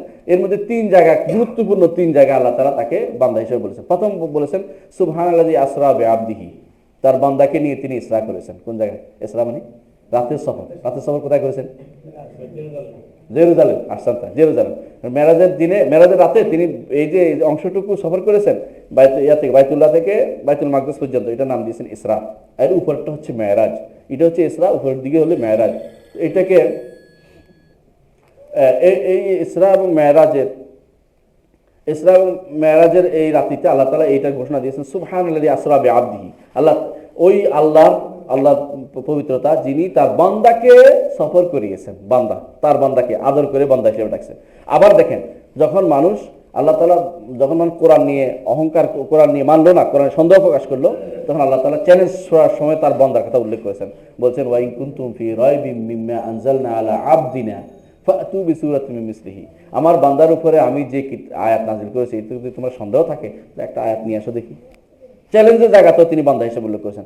আবার আল্লাহ রাসূল নিজে যখন ইবাদত করছেন, তখনও আল্লাহ তাআলা তাকে কি করেছেন? বান্দা হিসেবে বলেছেন ওয়া আন্নাহু লাম্মা কামা আব্দুল্লাহ ইয়াদুহু কাদু ইয়াকুনুনা আলাইহি লিবাদা। যখন আমার বান্দা আল্লাহর ইবাদত করতে দাঁড়িয়েছে, তখন এই জিনগুলো এসে সুদূর থেকে তার উপরে এসে পড়ে যাবে, এরকম হুমড়ি গিয়ে পড়বে। এইভাবে তারা তার উপরে এসে পড়ছিল। কার বান্দা? আল্লাহর বান্দা। এই জন্য আব্দুহু, মুহাম্মদ সাল্লাল্লাহু আলাইহি ওয়াসাল্লাম কার বান্দা? আল্লাহর বান্দা। এই জন্য আল্লাহর বান্দা যদি হয়, বান্দা অর্থ কি? দাস। এই কথা মনে রাখতে, দাসত্ব করতে পারাটা হচ্ছে একজন মানুষের জন্য, জিনের জন্য এবং মালায়েকাদের জন্য সবচেয়ে বড় মর্যাদা, সবচেয়ে মর্যাদাপূর্ণ জায়গা হচ্ছে দাসত্ব করতে পারাটা। দাসত্ব না করলে সে কিছুই না। এই দাস হওয়াটা, বিনয়ী হওয়াটা, দাস হওয়াটা হচ্ছে সবচেয়ে বড় প্রাপ্তি। এবং দাস হইতে আমরা পেরেছি কিনা, সেটাই আমাদের দেখার বিষয়। আব্দুল মুস্তাফা, এখন বলছে আল্লাহ তাআলা তাকে ইস্তাফাহুল্লাহ, আল্লাহ তাকে পছন্দ করে নিয়েছেন। ইন্নাল্লাহ ইস্তাফি মিনাল মালাইকাতি রুসুলান ওয়া মিনান নাস, আল্লাহ তাকে পছন্দ করে নিয়েছেন। এই জন্য মুহাম্মদ সাল্লাল্লাহু আলাইহি ওয়াসাল্লাম আল্লাহর পছন্দনীয় ব্যক্তি। হাদিসে আছে রাসূলুল্লাহ সাল্লাল্লাহু আলাইহি ওয়াসাল্লাম বলেছেন যে আল্লাহ তাআলা বনি আদম থেকে কেনানাকে পছন্দ করেছেন, কেনানা থেকে কুরাইশকে পছন্দ করেছেন, কুরাইশ থেকে বনি হাশিমকে পছন্দ করেছেন, বনি হাশিম থেকে মুহাম্মদ সাল্লাল্লাহু আলাইহি ওয়াসাল্লামকে আল্লাহ তাআলা পছন্দ করেছেন। তাই আল্লাহ তাআলা যুগ ধরে যত মানুষ আসছে, সবার থেকে পছন্দ করে নিয়েছেন কাকে? মুহাম্মদ সাল্লাল্লাহু আলাইহি ওয়াসাল্লামকে। সুতরাং ইস্তাফা, এই জন্য ওনার নাম, আরেক নাম হচ্ছে মুস্তাফা। আমরা বলেছি মুস্তাফা অর্থ কি? পছন্দনীয় ব্যক্তিত্ব, যারে সবকিছু থেকে বেছে নিয়ে আসা হয়, একদম স্পেশালি যাকে চয়ন করে নিয়ে আসেন, হচ্ছেন মুস্তাফা। তিনি হচ্ছেন মুস্তাফা। এই জন্য এই সবসময় মুহাম্মদ সাল্লাল্লাহু আলাইহি ওয়াসাল্লামের এক নামের সাথে সবসময় আমরা বলে থাকি মুস্তাফা, এবং এটা গ্রহণযোগ্য একটি গুণ রাসূলুল্লাহ সাল্লাল্লাহু আলাইহি ওয়াসাল্লামের।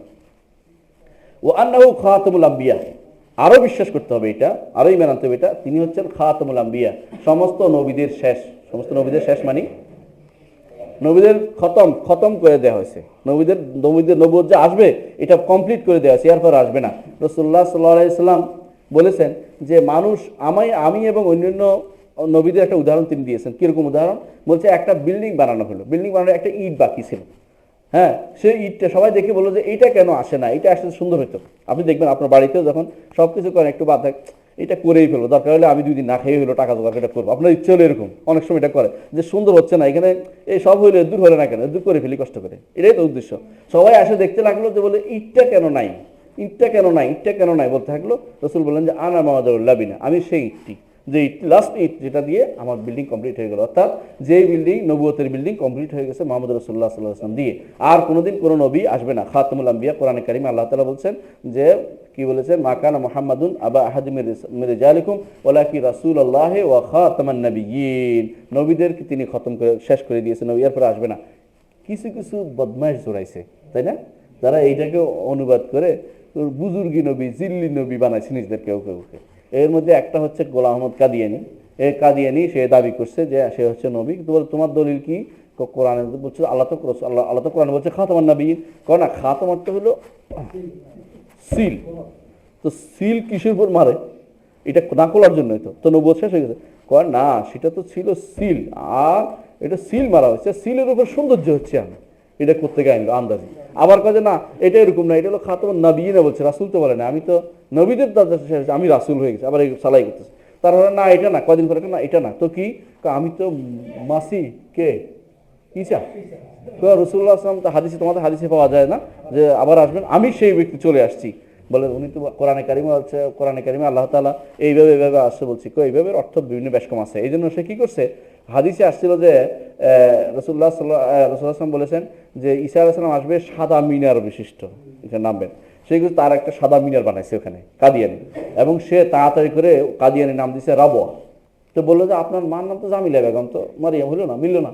কয় যে না পূর্বজন্মে, আবার হিন্দুদের থেকে পূর্বজন্মে নিয়েছে, পূর্বজন্মে ছিল মারিয়াম, এখন পরের জন্মে জামিলা বেগম হিসেবে আসছে, সুতরাং আপনার টেনশনের কোনো কারণ নেই। তো বলে যে উনি তো ইয়া ছিল, আপনি কিভাবে রাসূল হলেন কিছু বুঝলাম না, কারণ আমি মারিয়ামও ছিলাম কিছুদিন। তো বলে আপনার কি হায়াত আছে, অমুক রাত থেকে অমুক রাত পর্যন্ত আমার হায়াতও ছিল। এই জাতীয় বাজে গল্প যদি পড়েন আপনারা, একটা কাদিয়ানি মতবাদ বইটা বাংলা অনুবাদ হচ্ছে দেখবেন, সৌদি আরবের ইয়া থেকে, ভালো বই, এহসান আলাই জহির রহমতুল্লাহ আলী, খুব বড় আলেম ছিলেন আলহামদুলিল্লাহ, খুব মদিনা ইউনিভার্সিটির ছাত্র ছিলেন, খুব বড় আলেম ছিলেন। বাংলা অনুবাদ হচ্ছে বইটা, পড়বেন প্রত্যেকটা মানুষ, দেখবেন আপনারা নিজে হাসি রাখতে পারবেন না যে কি পাগল নাকি ভালো, এর কিভাবে মানুষ আবার ইয়া মানে মতবাদ কিভাবে মানে, মানুষ মানার মতো কিছু নেই, হাসি তামাশা ছাড়া। এই যে ইংরেজের দালাল, ইংরেজের দালালি করছে শুধুমাত্র, তার উদ্দেশ্য ছিল শুধুমাত্র মানুষকে এই দালালি করে তাদের মানুষকে ইংরেজের অনুসারী বানানো এবং জিহাদের রাস্তাকে বন্ধ করে দেয়া, এটা উদ্দেশ্য ছিল জিহাদের রাস্তা। কিন্তু আলহামদুলিল্লাহ আল্লাহ তাআলা এদের দ্বারা কোনোদিন এদের দ্বারা দিনকে অপমানিত হতে দিবেন না, বরং এদেরকে অপমানিত করবেন। এই জন্য ইমাম বলতেছেন, দেখেন বলতেছেন আন্নাহু খাতামুল আম্বিয়া, সমস্ত নবীদের শেষ। রাসূলুল্লাহ সাল্লাল্লাহু আলাইহি ওয়াসাল্লাম নিজে বলেছেন আনা খাতামুল আম্বিয়া ওয়ালা নাবিয়্যা বাদি, আমি হচ্ছি সমস্ত নবীদের শেষ নবী, আমার পরে কোনো নবী আসবে না, আমার পরে কোনো নবী আসবে না, বরং বলেছেন তিনি তারপরে কোনো নবী আসবে না, এটা স্পষ্ট তিনি বলেছেন। তারপর তিনি বলেছেন যে ওয়াইন্নাহু সায়াকুনু হুনাকা সালাসুনা দাজ্জালুনা কাযাবুনা কুল্লুহুম ইয়াজুমু আন্নাহু নবী, আমার পরে 30 ঊর্ধ্ব মানুষ হবে যারা প্রত্যেকেই মনে করবে যে সে নবী, তারা হচ্ছে দাজ্জাল, কাযযাব, মিথ্যাবাদী। রাসূলুল্লাহ সাল্লাল্লাহু আলাইহি ওয়াসাল্লাম আগে বলে দিয়েছেন, সুতরাং আমাদের কাছে তাদের চিন্তা কোনো অসুবিধা হয় না। আমার মনে কি সময় শেষ হয়ে গেছে? হ্যাঁ, সময় শেষ হয়ে গেছে না? আমার কথা শুনে শেষ না, না আছে সোয়া তো হয়ে গেছে মনে হয় না? আচ্ছা ঠিক আছে, তাহলে আমরা আজকে আলোচনা এখানে শেষ করি। আমরা রাসূলুল্লাহ সাল্লাল্লাহু আলাইহি ওয়াসাল্লাম সম্পর্কে, তার সম্পর্কে বিস্তারিত এবং তার উপরে কীরকম ঈমান আনতে হবে এই আলোচনা ইনশাআল্লাহ আগামী ক্লাসে করব। সবাই থাকবেন ইনশাআল্লাহ। তো আলহামদুলিল্লাহ, সুবহানাকাল্লাহুম্মা ওয়া বিহামদিকা আশহাদু আল্লা ইলাহা ইল্লা আনতা আস্তাগফিরুকা ওয়া আতুবু ইলাইক। আসসালামু আলাইকুম ওয়া রাহমাতুল্লাহি ওয়া বারাকাতুহু। কিছু প্রশ্ন উত্তর দেই? জি আচ্ছা, আলহামদুলিল্লাহ। সবসময় শুনি মহিলাদের কারণে পুরুষ ক্ষতিগ্রস্ত হয়, কিন্তু গ্রাম বাংলা মহিলারা ইবাদত করার সুযোগ দেওয়া হয় না, কথায় কথায় তালাক দেওয়া হয়, প্রতিবাদ করার ভাষা তাদের নাই, দেন মোহর দেওয়ার ভয়েও নির্যাতন করে, বারবার বিয়ে করার ছলে তাড়িয়ে দেয়, এক্ষেত্রে আমাদের করণীয় কি? তবে কেন বলা হয় মহিলারা ক্ষতিগ্রস্ত সম্প্রদায়? কি আমল করিলে মনের কামনা পূর্ণ হয়? দুইটা আলাদা প্রশ্ন। দেখুন, এই কথাটা যেটা বলেছে মহিলারা ক্ষতিগ্রস্ত সম্প্রদায়, মহিলারা ক্ষতি করে মানুষের, এটা কিন্তু সাধারণ কথা নয়। এটা হচ্ছে রাসূলুল্লাহ সাল্লাল্লাহু আলাইহি ওয়াসাল্লাম বলেছেন যে মহিলাদের কারণে মহিলাদের আকল একটু কম থাকে, এটা বাস্তব কথা। আপনারা রাগ করেন না, এটা আমাদের ওস্তাদ যখন মসজিদ নববীতে একদিন দর্শ দিচ্ছিলেন, শেখ আমান আল জামি রহমতুল্লাহ আলাই মারা গেছেন, তো মহিলারা চিঠি লিখছে উপর পাশ থেকে, অন্য পাশ থেকে দেখছে যে আমাদেরকে রাসূলুল্লাহ সাল্লাল্লাহু আলাইহি ওয়াসাল্লামকে অপমান করলেন না, আমাদের আকল কম বলে। তো উনি বলছেন যে আসলে তো দুর্ভাগ্যের বিষয়, তোমাদেরকে অপমান করছে, তবে আমি যদি কোনো রাসূলুল্লাহ সাল্লাল্লাহু আলাইহি ওয়াসাল্লাম তো তোমাদেরকে আকল কম বলছে, আমি যদি কোনো তোমাদের আকল নাই বলতাম, আমি যদি বলতাম কেন আকল নাই বলে, তোমাদের অল্পতেই বিপদে পড়ে দাও। আপনি বিশ্বাস করেন অধিকাংশ মানুষ দুনিয়াদার হয়ে যায় স্ত্রীর কারণে, এটা একটা সত্য কথা। খুব কম লোকেই আছে, কম কম নাই এটা আমি বলছি না। আপনি হে মা, আপনি যে লিখেছেন, বা বোন আপনি যেই হন, আপনি সত্যিকার অর্থে চিন্তা করুন নিজে যে আল্লাহ তাআলা কিন্তু নারীদের কিছু উপমা আপনাদেরকে দিয়েছেন, সূরা তাহরিমের মধ্যে দিয়েছেন, বলেছেন যে ইমরাতুন নূহ এবং একটা হচ্ছে ইমরাতুন নূহ এবং মারিয়াম, ইমরাতুন নূহ না মারিয়াম এবং ইমরাতু ফেরাউন, দুজনের নিদর্শন দিয়ে একটা আপনার দাগা জানিয়েছেন যে ফেরাউনের স্ত্রী একটা সবচেয়ে বড় বদমাশের ঘরে থেকে, সবচেয়ে বড় তাগিয়ার ঘরে থেকে সে আল্লাহর ইবাদত বলছে রব্বি বিগলি ইনদাকা বাইতান ফিল জান্নাহ, জান্নাতে একটি ঘর চাইছে। আর আখিরাত মুখিতা তার মধ্যে প্রবল ছিল। আর দ্বিতীয় হচ্ছে মারিয়াম ইবনাতে ইমরান, আল্লাহ তাআলা তাকে পরীক্ষা করেছেন, আল্লাহ তাআলা সেই পরীক্ষা উত্তীর্ণ হয়েছে। সাদ্দাকাত বিকালিমাতি রাব্বিহা, আল্লাহর কথার উপর সম্পূর্ণ বিশ্বাস ছিল। বিশ্বাস করেন অধিকাংশ মানুষ এখন পথভ্রষ্ট হয় মেয়েদের কারণে। আমি নিজে আজকে ঢাকা শহরে এমন এমন দৃশ্য দেখেছি যেগুলো বুঝছি যে মেয়েদের কারণে ছেলেগুলি নষ্ট হচ্ছে। মেয়েরা তাদের পর্দা কখনো রক্ষা করতে চায় না, তারা চায় পর্দা করলেও চায় তারা দেখুক কেউ, বিশ্বাস করেন এটা, এবং সে আর রং চং লাগাইতে চায়। আপনি নিজে যদি কোনো ঘরের ভিতরে থাকেন, আপনি হবেন সবচেয়ে ভালো মানুষ, সবচেয়ে ভালো মানুষদের অন্তর্ভুক্ত। রাসূলুল্লাহ সাল্লাল্লাহু আলাইহি ওয়াসাল্লাম যাদের প্রশংসা করেছেন সেই নারীদের অন্তর্ভুক্ত হবেন। আপনার দ্বারা ক্ষতিগ্রস্ত হবে না, আপনার দ্বারা ইমান ক্ষতিগ্রস্ত হয় না। কিন্তু আপনি বিশ্বাস করেন অনেক সহিহ আকীদার বোন অনেক আছেন যাদের ভিতরে এই প্রবণতা লক্ষণীয় যে তারা নিজেকে প্রকাশ করতে চান।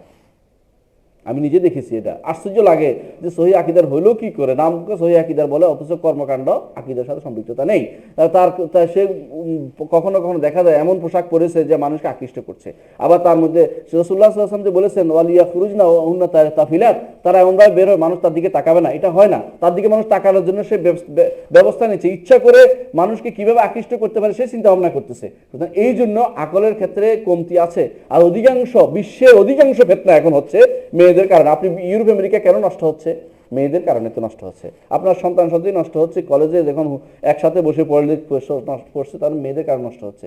মেয়েরা যদি কোনো নিজেদের সংযত হতো, তারা যদি কোনো সুযোগ না দিত, কখনো ছেলেরা নষ্ট হতো না এবং তারা দূরে থাকতো এই কাজ থেকে, তারা ব্যস্ত সময় কাটায়। কিন্তু মেয়েদের মধ্যে সৌন্দর্য প্রদর্শনের রীতিটা সবচেয়ে বেশি।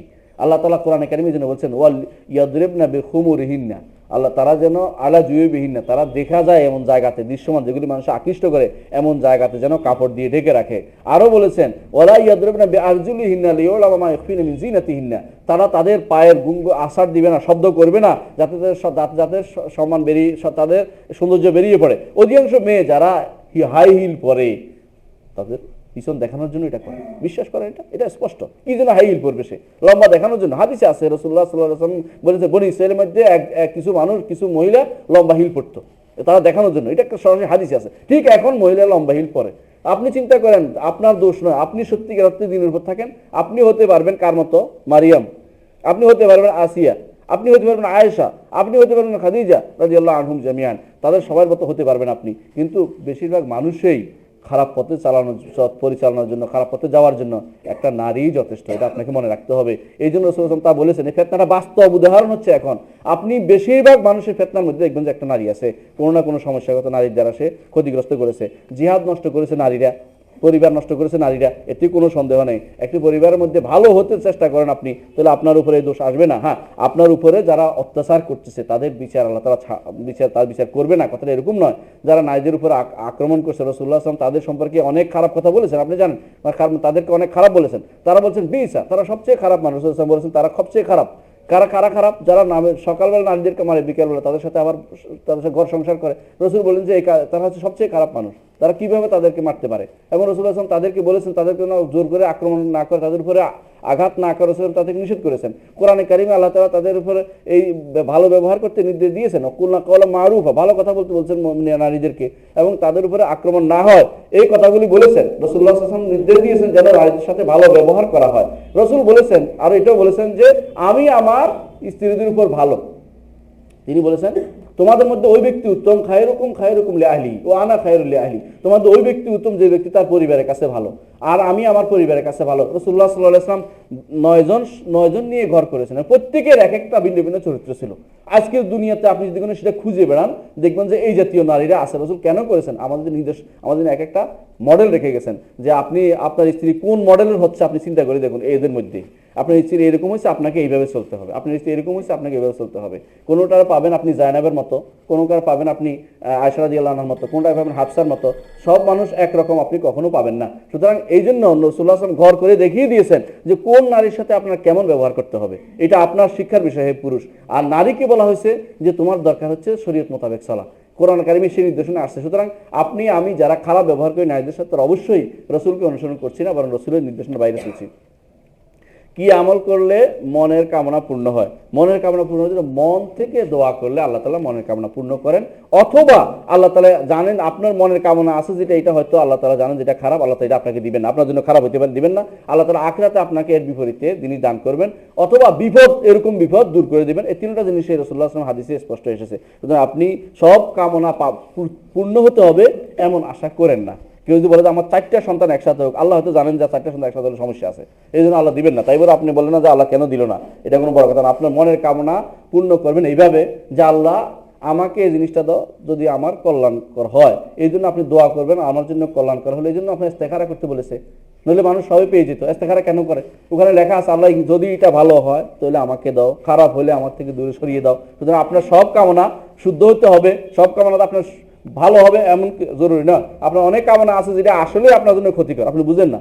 সম্পদ দিলে একসময় আপনি সীমার বাইরে চলে যাবেন, এটা সত্য কথা। অনেক মানুষ সম্পদ, আল্লাহ তাআলা কোরআনে বলেছেন কাল্লা ইন্নাল ইনসানা লা ইয়াতগা আর রাআহু ইসতাগনা, কখনো নয়, মানুষ সীমা লঙ্ঘন করে তখন দেখে তার পয়সা বেশি হয়ে গেছে। এটা বাস্তব কথা। এখনো আপনি দেখবেন সীমা লঙ্ঘন করে কারা, যারা সীমার বাইরে, তারা অর্থ মানে প্রভাবশালী হয়ে যায়, তারা সীমা লঙ্ঘন করে বসে।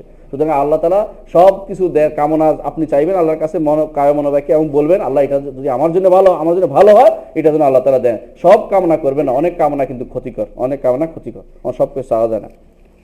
ওরস শরীফ যে গোশত রান্না হয় সে কেউ পরিবেশন করলে খাওয়া যাবে কি? ওরস শরীফের গোশত খাওয়া যাবে না, কারণ শিরক, কারণ জবে করা হয়েছে মৃতের নামে বা মৃতের সন্তুষ্টির জন্য, এটা খাওয়া যাবে না, এটা কোনো কিছু খাওয়া যাবে না। আর এমনি যদি কোনো অন্যায় বেদাত কেউ করছে, মিলাদ করছে, খাওয়া যায় না, ওখানে অনুষ্ঠানেও অংশগ্রহণ করা যায় নাই। কিন্তু আপনার বাড়িতে যদি কেউ খাবার পাঠিয়ে দেয়, খাবারটা খাইতে পারবেন এই জন্য, কারণ খাবার নষ্ট করা যায় না এই জন্য, কারণ এটা কোনো শিরকি কোনো খাবার নয়। কিন্তু আপনি ওখানে অংশগ্রহণ করতে পারবেন না, উৎসাহ দিতে পারবেন না, টাকা দিতে পারবেন না, এই যদি যায় নেই। নামাজের রুকু থেকে উঠে সোজা হয়ে দাঁড়িয়ে দোয়া পড়ার সময় হাত কোথায় থাকবে? হাত ছেড়ে দিতে হবে নাকি হাত বাঁধতে হবে? আমি বাদী, ছেড়ে দিলেও জায়েজ মনে করি। আমি বাদী, কারণ আমি আমার শেখদেরকে, ওস্তাদদেরকে হাত বাঁধতে দেখেছি, এই জন্য আমি বাদী। আমাদের শেখ আলবানী রহমতুল্লাহ আলাই তিনি বলতেন যে হাত ছেড়ে দিবে, শেখ ইবনে বাজ বলতেন যে হাত বাঁধবে। আমি মনে করি হাত বাঁধাটাই উচিত, কারণ হাত বাঁধালে কয়েকটা ফায়দা আছে আমি দেখছি। এক নম্বর ফায়দাটা আমি আপনাকে বলি, সেটা হচ্ছে হাত বাঁধার কারণে তাড়াতাড়ি করে রুকুতে যাবে না, কারণ হাত বাঁধতে একটা সময় লাগে।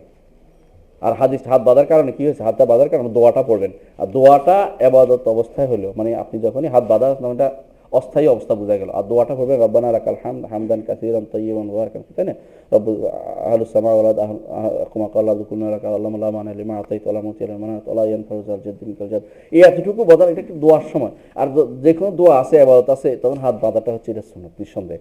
তো আপনি ছাড়ে এতক্ষণ কিভাবে বলবেন? এটা বলা হচ্ছে যত বেশি বাঁধলে আপনার এটা পরিপূর্ণ হলো। আমি এটা আমার উজিয়াতে নজর বর্ণনা করতেছি, এই জন্য যে হাদিসে আছে হাত্তা ইয়ারজা কুল্লু উযু ইলা মাওদিহি, হাদিসে আছে যে প্রত্যেকটা অঙ্গ তার স্থানে ফিরে যেত রাসূলুল্লাহ সাল্লাল্লাহু আলাইহি ওয়াসাল্লাম দাঁড়াইলে।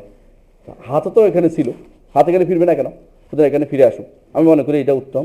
কেউ যদি কোনো ভিন্ন মত পোষণ করে আমি তাকে কিছু মনে করি না, কারণ সেটাও একটা কৌল আছে, এবং আহলে সুন্নাত ওয়াল জামাতের সহিহ আকীদার লোকদেরই দুইটা এখানে কৌল আছে। কিন্তু আপনি যে কোনো একটা গ্রহণ করতে পারেন।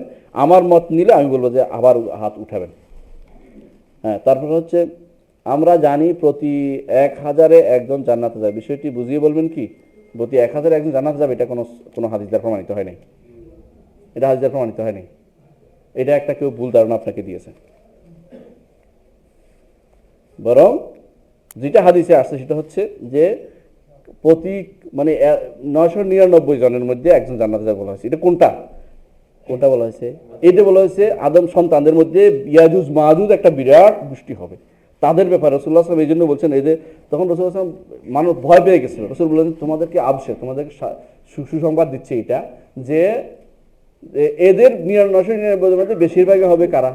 ইয়াজুজ মাহাজুজ থেকে হবে। সুতরাং আপনি এই ভয় পাওয়ার কোনো কারণ নেই। আলহামদুলিল্লাহ জান্নাতি মানুষ হবে অনেক, আলহামদুলিল্লাহ জান্নাতি হবে। বিশেষ করে বনি আদমের মধ্যে যারা ঈমান আকীদার উপর থাকবে তারা জান্নাতে যাবে। এমনকি যারা ভুল করবে, বেদাত করতেছে, তাদের ঈমান একটা জিনিস ঠিক থাকে, সহিহ শিরক না থাকে, কুফর না থাকে, নেফাক না থাকে, কয়টা? 3টা জিনিস না থাকলে তারা একসময় জান্নাতে যাবে, অনেক পরে যাবে জান্নাতে, তাড়াতাড়ি যেতে পারবে। বেদাত থাকলে জান্নাতে দিতে যাবে, আর হাউজে কাউসারে পানি পান করতে পারবে না, ইত্যাদি তার শাস্তি হবে, কিন্তু জান্নাতে একসময় যাবে। ফেরকাগুলোও জান্নাতে যাবে যাদের এই 3 জিনিস ঠিক আছে, ঈমান কুফর নেফাক না থাকলে এবং রাসূলুল্লাহ সাল্লাল্লাহু আলাইহি ওয়াসাল্লাম কি সত্যিকার অর্থে মানলে, তারা একসময় জান্নাতে যাবে। কিন্তু এর বাইরে কিছু ফেরকা আছে যেগুলো জান্নাতে কখনো যাবে না, যেমন কাদিয়ানি ফেরকা, বাহাই ফেরকা, এই জাতীয় ফেরকা, যেগুলো কখনো জান্নাতে নামগন্ধ পাবে না, কারণ এরা মুশরিক, এরা দ্বীনের উপর নাই, ইসলামের উপর নাই, এদেরকে কখনো জানাজার বলার কোনো সুযোগ নাই। সুতরাং 999 মাসলাটা আমি বুঝাতে পারছি বোধহয়। এরা অধিকাংশই হবে কারা? ইয়াজ মাহাজুজ থেকে। রাসূলুল্লাহ সাল্লাল্লাহু আলাইহি ওয়াসাল্লাম অন্য হাদিসে বলে দিয়েছেন, আপনি ওই হাদিসটা পড়বেন, তখন বুঝতে পারবেন। একসাথে আনলে ব্যাখ্যাটা স্পষ্ট হবে। একটা পণ্য 5 টাকায় বিক্রি করা হয়, কিন্তু বাকিতে বিক্রি করলে 5 টাকার বেশি নেওয়া হয়, এই অতিরিক্ত টাকা কি সুদ হবে? যদি দেখেন, যদি আগে থেকেই বেচা হয়, এটা বলে তুমি টাকা টুকা দিবে না তো বাকি নিবা, তো বাকিতে তুমি যদি কোনো 2 মাস পরে নাও পণ্য, 2 মাস পরে আমাকে টাকা দিলে তুমি এটা এত টাকা দিতে পারবা, এটা জায়েজ আছে, এটার বাই মুআজ্জাল বলে। আর ওইটা জায়েজ না যেটা একবার বিক্রি করছেন, 5 টাকা। এরপর বললেন যে তোলা আমি বাকি দিব, 2 দিন পরে দিব। বলে 2 দিন পরে দিলে 6 টাকা দিতে হবে, তাহলে শুধু দিব। পার্থক্য বুঝছেন? স্পষ্ট কিনা? মানে যেটা হ্যাঁ আগে থেকে বলবেন যে তুমি যদি আমারটা বাকি কিনো, তো তোমাকে আমি 1 মাস পরে তুমি আমার দিবে, তো 1 মাস পরে দিলে আমাকে কিন্তু 60 টাকা দিতে হবে, না বিক্রি করবো না। এটা হলো বাকি বিক্রি সরাসরি, এটা জায়েজ আছে, এটা হলো বাই মুআজ্জাল বলে। আর ওইটা জায়েজ না যেটা আপনি বিক্রি করছেন 5 টাকা, এরপর বললেন যে আসে বলে দিতে তো পারি নাই, কত তাহলে তুমি 6 টাকা দিও, আগামী দিন দিলে, এটা যাবে কি সুদ, এটা সুদ। সুতরাং দুটোর মধ্যে একটা পার্থক্য আছে, এই পার্থক্যটা বুঝতে হবে আমাদেরকে। আগে বলে দিলে একটা, আগে না বললে আরেকটা সুদ হবে। কেমন? মুসাফির না হলে কি অজুর সময় মোজা মাসে করা যায়? হ্যাঁ, মুসাফির না হলে অজুর সময় মোজা মাসে করা যায়। মুসাফিরের জন্য হচ্ছে 3 দিন 3 রাত্রি, আর মুকিমের জন্য যে অবস্থানকারী তার জন্য হচ্ছে 1 দিন 1 রাত্রি। সুতরাং কোনো সমস্যা নেই। স্বপ্নদোষ হওয়া কি গুনার কাজ? না, স্বপ্নদোষ হওয়া গুনার কিছু নয়। স্বপ্নদোষ হওয়া গুনার কিছু নয়। স্বপ্নদোষ হলে গোসল করতে হবে, হ্যাঁ, এবং পরিষ্কার হতে হবে, পবিত্র হতে হবে, এটা কোনো গুনার কিছু নেই। এবং অনেকেই স্বপ্ন ধরেছে, ও খারাপ দেখছে, তার মান বিগড়ে যায়, এগুলি কিন্তু স্বাভাবিক ব্যাপার। স্বপ্ন দোষ কোনো দোষের কিছু নয়, এটা ব্যক্তির উপর নির্ভরশীল। কোনো অসুস্থ ব্যক্তি সত্তা যদি কোনো শক্তিশালী হয়, স্বপ্ন দোষ হয় না। ব্যক্তি সত্তা যদি দুর্বল হয়, তখন স্বপ্ন দোষ বেশি হয়। এই জন্য অনেক ইমান তাজা থাকলে তাদের স্বপ্ন দোষ হয় না। ইমান দুর্বল থাকলে স্বপ্ন দোষটা একটু বেশিই হয়। তো আপনি ইমান শক্তিশালী করার চেষ্টা করুন, ব্যক্তি সত্তাকে শক্তিশালী করুন, বেশি করে তাকওয়ার বয়ান শুনবেন, তাকওয়ার প্র্যাকটিস করবেন, ইনশাআল্লাহ স্বপ্ন দোষ কম হবে। মানুষ ঘুমাইতেই সময় পায় না, স্বপ্ন দোষ হওয়ার সময় কোথায় পায়? শুয়ে আমি ঘুম থেকে উঠে দৌড়তে পারি না এদিকে দিকে, স্বপ্ন দোষ সময় পায়। যে ব্যক্তি শুয়ে দুনিয়া আজে বাজে চিন্তা ভাবনা করে, তার স্বপ্ন দোষ বেশি হয়। আজ জুমার শুনলাম হুজুর বললেন রাসূলুল্লাহ সাল্লাল্লাহু আলাইহি ওয়াসাল্লাম নূর আল্লাহ সর্বপ্রথম সৃষ্টি করেছেন, এমনকি যখন আদমের সৃষ্টি করা হয়নি এ সম্পর্কে কি হাদিসে উল্লেখ করেছেন? অথচ অন্য জায়গায় পড়েছি সব আল্লাহ একত্রে সৃষ্টি করেছেন। আল্লাহ সব একত্রে সৃষ্টি করেন নাই, এটা আরেক ভুল তো আপনি ধারণা। প্রথম জিনিসটা হচ্ছে রাসূলুল্লাহ সাল্লাল্লাহু আলাইহি ওয়াসাল্লামের নূর আল্লাহ আগে সৃষ্টি করেছেন, মিথ্যা কথা। যে হাদিসটি উনি উল্লেখ করেছেন, এই হাদিসের অস্তিত্ব পৃথিবীর কোনো হাদিসের কিতাবে নাই।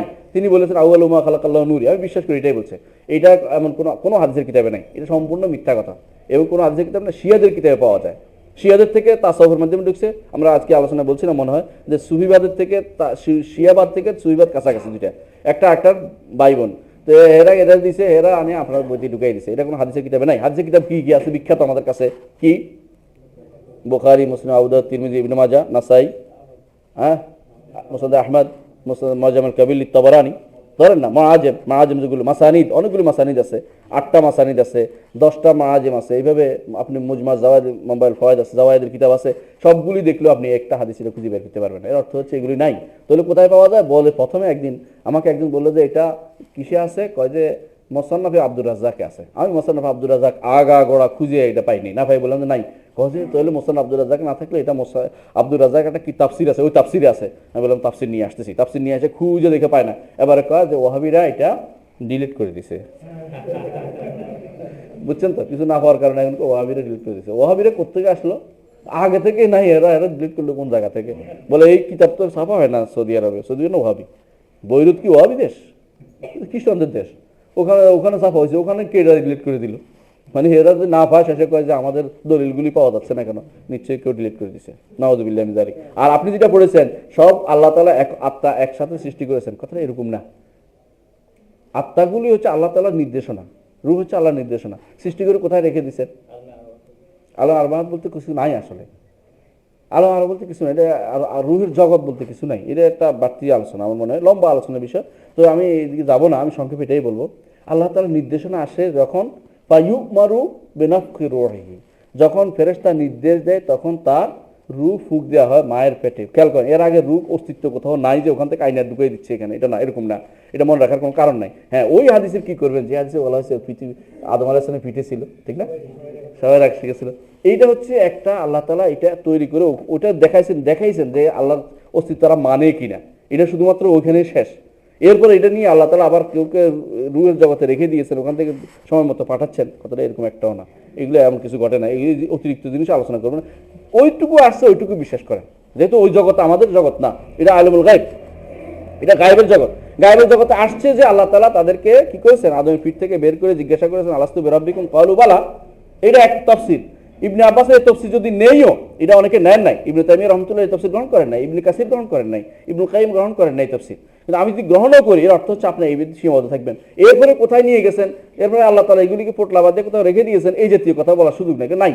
সুতরাং এই তাফসীর আমরা গ্রহণ করব না, বরং সহিহ কওল হচ্ছে ইবনে তাইমিয়া রাহমাতুল্লাহ যেটা বলতেন সেটা হচ্ছে যে এটা ছিল মূলত মাকালি নয়, এটা ছিল কি মূলত মাসালি। মেসাল অর্থ হলো আল্লাহ তাআলা এটা তার মতো করে নিয়েছেন। মুখ দিয়ে কেউ বলেছে আল্লাহ লাস্তু বিরাব্বি ক্বালু বালা, মুখ দিয়ে বলেছে, তাহলে তো জিসিম লাগবে। এটা হয় নাই, এমন ঘটনা ঘটে না। উনি বলছেন যে এটা হচ্ছে তাদের আমাদের স্বীকৃতি নিয়েছেন, এটা অন্তর্গত স্বীকৃতি। এই জন্য কেউ মনে রাখতে পারে না। যে ব্যক্তি বলে যে আমার এখনো মনে আছে আমি বালা বলেছিলাম, এই মিথ্যাবাদী, জীবনে মনে না। এই জন্য কেউ বলতে পারবো যে মিথ্যা। মায়ের পেটে কোনো কিছু মনে না, তাকে শিখে দেওয়া হলো। যদি কোনো তাহলে মনে এরকম মনে থাকলে তাহলে তো অন্য যারা আর এই কোরআন হাদিস পড়ে না তারা তো বলতে পারতো যে আমার মনে আছে। কেউ বলে এটা? বলছে? কেউ বলে না, তাহলে মিথ্যাবাদী। যে এই জন্য কখনো এটা মনে রাখার বিষয় নয়। এটাই আমরা এই জন্য দুইটাই আমি রাজি আছি বলতে, যেহেতু অন্যান্য সালাফ কেউ কেউ বলেছেন যে না কথা বলেছেন, তাহলে একটুকু সীমাবদ্ধ থাকি, বালা বলেছেন। এরপরে এটাকে আলমে আরওয়াহ নিয়ে রেখেছেন। এই জন্য আলমে আরওয়াহ সাব্যস্ত করার জন্য কোনো দলিল নেই, কোনো কিছুই নেই। আপনি কোথাও পাবেন না আলমে আরওয়াহ নামে কোনো কিছু, কোনো কোরআনে পাবেন না, হাদিসে পাবেন না। ফি আলমুল আরওয়াহ এমন কিছু কোথাও পাবেন না। সুতরাং আমরা স্বীকৃতি দেই না, বরং আমরা বলবো যে আল্লাহ তাআলা তাদেরকে যদি ওই ঘটনা মেনেও নেই যে তাদেরকে কথা বলেছেন, ওখানে শেষ করে দিয়েছেন। এটা এরপরে কি করেছেন আমরা জানি না। এরপরে কি করেছেন, রু তখনই ফুঁক দেওয়া হয়, রু একটা নির্দেশ মাত্র, যে বন্দার নির্দেশ মাত্র, বন্দার শরীরে ফুঁকে দেওয়া হয় মায়ের পেটে যখন কতদিন যায়, 4 মাস যায়। 4 মাস গেলে হ্যাঁ তখন ইউমারু বিনাফখি রূহি, হাদিসে আসে তার রুটা তার মধ্যে ফুঁক দেওয়া হয়। এবং জিবরিল আলাইহিস সালাম, এই যেমন জিবরিল নিয়ে আসছিলেন ইয়ার কাছে, মারিয়ামের কাছে, ঠিক না, মারিয়ামের কাছে নিয়ে আসছিলেন, কি করছেন, ফানাফাখনা ফীহি মির রূহিনা, সেখানে আমি ফু দিয়ে দিয়েছি, সেই রুহের মাধ্যমে জীবিত লাভ করছে। এই অর্থটি আমি রূহ নিয়ে পাঠাই আছে, কথাটা এরকম না, মানে একটা কিছু নিয়ে তারপর পাঠাই দিয়েছি এটা না। এটা ফু দিলে আল্লাহর নির্দেশ মোতাবেক তখন রুটা তার মধ্যে, অনেকে যে ফু দিলে আসে না, মানে মরা হয়, কারণ তার মধ্যে রু আসে নাই। তাহলে যে ব্যক্তি মরা হয়েছে তার রু কই গেল? হ্যাঁ, অর্থাৎ রু আসলে কোনো রুহের কোনো ভিন্ন অস্তিত্ব, এখন কোনো অস্তিত্ব, ভিন্ন কোনো অস্তিত্ব নাই। এটা বললে তো আমি একজন মানুষ সব কি তাহলে বুড়া ছিল, একসময় ছিল সব একসাথে, তাহলে আদম আলাইহিস সালামকে আল্লাহ তাআলা আগে পাঠাইছে, আমাকে ওই সময় ছিলাম, এরপরে আমাকে এখন পাঠাইছে, কথা এরকম না। আমার অস্তিত্বের আগে, আমার জন্মের আগে আমার কোনো অস্তিত্ব ছিল না। এটার কারণে সুযোগ পাইছে কারা? বেদাতিরা। সুযোগ পাইছে বেদাতিরা, বলে যে মুহাম্মদ সাল্লাল্লাহু আলাইহি ওয়াসাল্লাম আগে অস্তিত্ব লাভ করছে, আল্লাহ তাআলা দেরিতে পাঠাইছে। তো ওখানে কোথায় আসছিল? আলেম আরওয়াহ বসেছিলাম। এর মধ্যে এটা এই গল্প করার সুযোগ নাই, এটা সত্য ঘটনা নয়, এটা হয় না। সহিহ আকীদার মানুষরা এটা বলতে পারে না। আচ্ছা শাবাব কোথায় ছিল? এখানে একটা অতিরিক্ত ঢুকছে। আচ্ছা, একটা প্রশ্ন, ঢাকাতে ঝাড়ফুঁক করে এমন কোনো বিশেষজ্ঞ রাকি কি পাওয়া যাবে কি? সহিহ সুন্নাহ অনুসারে ঝাড়ফুঁক করেন? আমার জানা নেই, সত্যি কথা বলছি, আমার জানা নেই। আপনারা খোঁজ নেন। তো আপনি নিজের, আমি পছন্দ করি এটা, প্রত্যেকেই নিজের ঝাড়ফুঁক নিজে করবেন। রাসূলুল্লাহ সাল্লাল্লাহু আলাইহি ওয়াসাল্লাম এটাকে প্রাধান্য দিয়েছেন, নিজে ঝাড়ফুঁক নিজে করতেন। সাহাবায়ে কেরাম কেউ ঝাড়ফুঁক করে, একে অপরের সহযোগিতা, এটা ভালো কথা। একটা গ্রন্থ আছে কোরআন ও হাদিসের আলোকে ঝাড়ফুঁক, পড়ছেন? দেখছেন?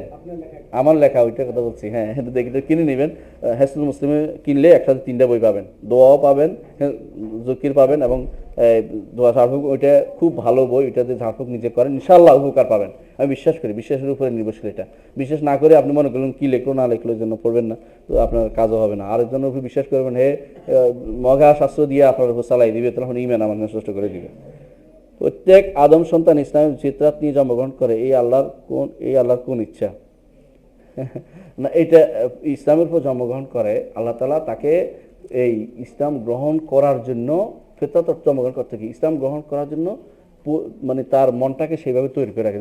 যদি সুন্দরভাবে অ্যাপ্রোচ করা যায় তো সেই ইসলামটাকে স্বাভাবিক দিন হিসাবে পাবে, এটা অর্থ উদ্দেশ্য, যে আল্লাহ তাআলা এইভাবে তৈরি করে রাখছে, ঠিক না? এটা আল্লাহর শরীরের ইচ্ছা, এই জন্য এটা ব্যতিক্রম ঘটে, ব্যতিক্রম করে কাফের হয়ে যায়। কিন্তু যদি আল্লাহ তাআলার কাউনি ইচ্ছা হতো তাহলে সব মানুষ ইমানদার হয়ে যেত। তাহলে এটা কি? শরীরের ইচ্ছা, আল্লাহর শরীরের ইচ্ছা, শরীরগত ইচ্ছা। জানতে চাই, বালাগাল উলা বিকামালিহি কাশাফাত দুজা বিজামালিহি হাসানাত জামিউ সাল্লাল্লাহু আলাইহি ওয়া আলিহি, সঠিক কিনা? সঠিক নয়। সঠিক নয় কেন? আপনি অর্থ করেন, বালাগাল উলা বিকামালি, তার কামাল দিয়ে তিনি অনেক উপরে উঠে গেছেন, নাকি আল্লাহ উঠেছেন? এটা এক ভুল। হাসানাত কাশাফাত দুজা বিজামালি, সৌন্দর্যের কারণে তিনি অন্ধকার কি করেছেন? আলোকিত, অন্ধকার আলোকিত করে দিয়েছেন। কথা কি তার সৌন্দর্যের কারণে আমরা তার অনুসরণ করি? রাসূল গায়ের সৌন্দর্যের কারণে অনুসরণ করি, নাকি তার আদর্শের কারণে অনুসরণ? কোনটা? আদর্শের কারণে। গায়ের সৌন্দর্য আমাদের কাছে অতিরিক্ত জিনিসটা। কেউ মানে সুন্দর না হলে তাকে অনুসরণ করা যাবে না। বেলাল রাদিয়াল্লাহু আনহু কি সুন্দর ছিলেন? কিন্তু আমরা কি তাকে কি বলবো যে না, তার থেকে কিছু নেওয়া যাবে না, সুন্দর নাই দেখে? সুন্দরের পূজারি নাকি আমরা? আউযুবিল্লাহ। তো সুন্দর জিনিস দিয়ে এত বাড়াবাড়ি কেউ কিছু নেই। হ্যাঁ, তিনি জামাল জামাল জামাল ইমান তার মধ্যে ছিল, কাশাফাত দুজা জামালিহি, জামাল ইমান দিয়ে তিনি জামাল জুলুমাতুল কুফরকে তাড়িয়ে দিয়েছেন।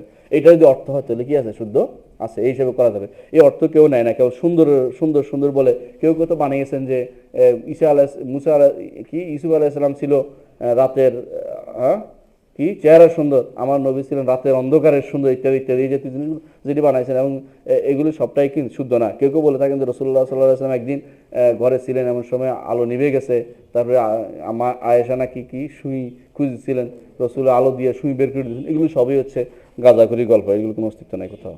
তারপরে হাসানাত জামিউ খিসালিহি সাল্লু আলাইহি ওয়া আলি, এই নিচের দুই অংশ ঠিক আছে, হাসানাত জামিউ খিসালিহি সাল্লু আলাইহি ওয়া আলি ঠিক আছে, প্রথমটা আমাদের একটু ভুল। তারপরে এটা কবিতা ভাই, কবিতা, কবিরা অনেক কিছুই কল্পনা করে।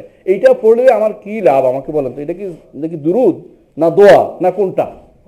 কোনোটাই না। তো এটা নিয়ে আমি এত বাড়াবাড়ি করতেছি, এইটাই পড়ি, বালাগালুলা না পড়লে মনে হয় শেষ হয়ে গেল। এবং অনেকে এটা অর্থও বুঝে না, শুধু কেউ বালাগালুলা অনেকে তো অর্থ না বুঝে অনেক খারাপ অর্থও করতেছে এটা নিয়ে। এই গান, এই যে কবিতা, অনেক সময় কবিতাগুলো কি হয় মানুষের মধ্যে খারাপ প্রভাব পেতে পারে, ভুল অর্থ করতে পারে। এগুলি না করে আপনি রাসূলুল্লাহ সাল্লাল্লাহু আলাইহি ওয়াসাল্লামকে আল্লাহ তাআলা যে সম্মানিত করেছেন সেটা বলেন, ইন্নাকা লা আলা খুলুকিন আযীম। রাসূল সাল্লাল্লাহু নিজে যা বলেছেন, আনা সাইয়্যিদু ওয়ালাদি আদম ওয়ালা ফখর, আমি সমস্ত বনি আদম সবাই সর্দার, সেগুলো বলেন। এটা না করে বালাগালুল্লাহ কেমনটা করে দিলেন। হ্যাঁ, এটা প্রথম বলেছে কে? শেখ সাদি রহমতুল্লাহ আলাইহি। এর আগে কেউ কি এরকম শব্দ ব্যবহার করেছেন রাসূলুল্লাহ সাল্লাল্লাহু আলাইহি ওয়াসাল্লামের শানে? করেন নাই। তাহলে বোঝা গেল আমরা এমন কিছু ব্যবহার করবো না যা না করলেও চলে। এটা যদি শেখ সাদি যদি দুনিয়াতে না আসতো, আপনার কোনো সমস্যা হইতো? আমার কোনো সমস্যা হইতো? তাহলে আমার কেন ওই শব্দটাই নিতে হবে? আমার চিন্তা করেন তো একটু। সহিহ হাদিস কি উম্মুল কিতাবের অংশ? হ্যাঁ, সহিহ হাদিস নয়, আপনার আমার আলোচনা উম্মুল কিতাবের। উম্মুল কিতাব কি বুঝছেন? উম্মুল কিতাব কি? কিতাবের মা কি? লাওহে মাহফুজ। আহসানতা, মাশাআল্লাহ আলাইক, সুন্দর, বারাকাল্লাহু ফিক। উম্মুল কিতাব বলতে লাওহে মাহফুজে বোঝায়। লাওহে মাহফুজে কোনো কিছু বাদ নাই, কুল্লু সগীরিন ওয়া কাবীরিন মুস্তাতার, ছোট বড় সব লেখা আছে। সুতরাং আপনার অবশ্যই হাদিসগুলি কিসে আছে? লাওহে মাহফুজে আছে। বুঝছেন কিনা? আপনার আমার কর্মকাণ্ড লাওহে মাহফুজে লিখিত আছে, ব্যক্তি অনুসারে অমুকের এই। লাওহে মাহফুজে আবার কত বড়, চিন্তা করে দেখেন। এটা আমি বলতে পারবো না, ধারণার বাইরে জিনিস। সূরা মুদ্দাসসিরকে কেন রিসালাত জানার সূরা বলা হয়? এটা সহজ জিনিস। এখানে ইয়া আইয়ুহাল মুদ্দাসসির কুম ফাআনদির, এর আগে পর্যন্ত রাসূলুল্লাহ সাল্লাল্লাহু আলাইহি ওয়াসাল্লাম নবী ছিলেন। এর আগে পর্যন্ত যখন ইকরা বিসমি রাব্বিকাল্লাযী খালাক পড়ো, এখানে কাউকে পড়াও বলে নাই। হ্যাঁ, সবটাই রাসূলুল্লাহ সাল্লাল্লাহু আলাইহি ওয়াসাল্লামের সাথে ছিল। প্রথম পাঁচটা আল্লামাল ইনসান মা লাম ইয়ালাম পর্যন্ত রাসূলকে বলেছেন শুধুমাত্র।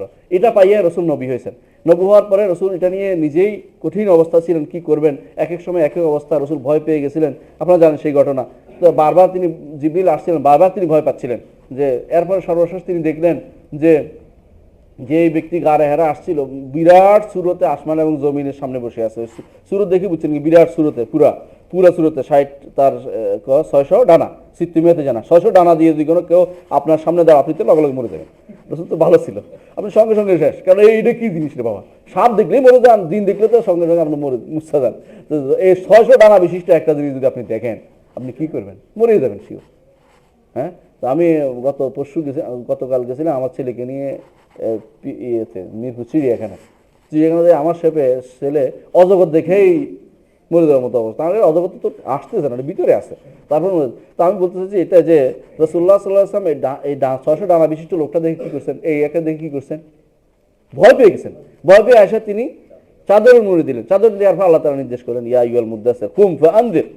চাদর দিয়ে শুয়ে থাকার কাজ আপনার নয়, আপনার দায়িত্ব বড় বেশি। আপনাকে উঠেন, মানুষকে ভয় দেখান। এটা হচ্ছে রিসালাতের সূরা। এখান থেকে তিনি রিসালাত, এখান থেকে তিনি রাসূল এবং মানুষকে তিনি ভয় দেখাতে আরম্ভ করেছেন। কেমন? এই জন্য বলা হয়ে থাকে, আমরা আগেও বলেছি, আপনারা শুনেছেন, নবী এবং রাসূলের মধ্যে পার্থক্য কি?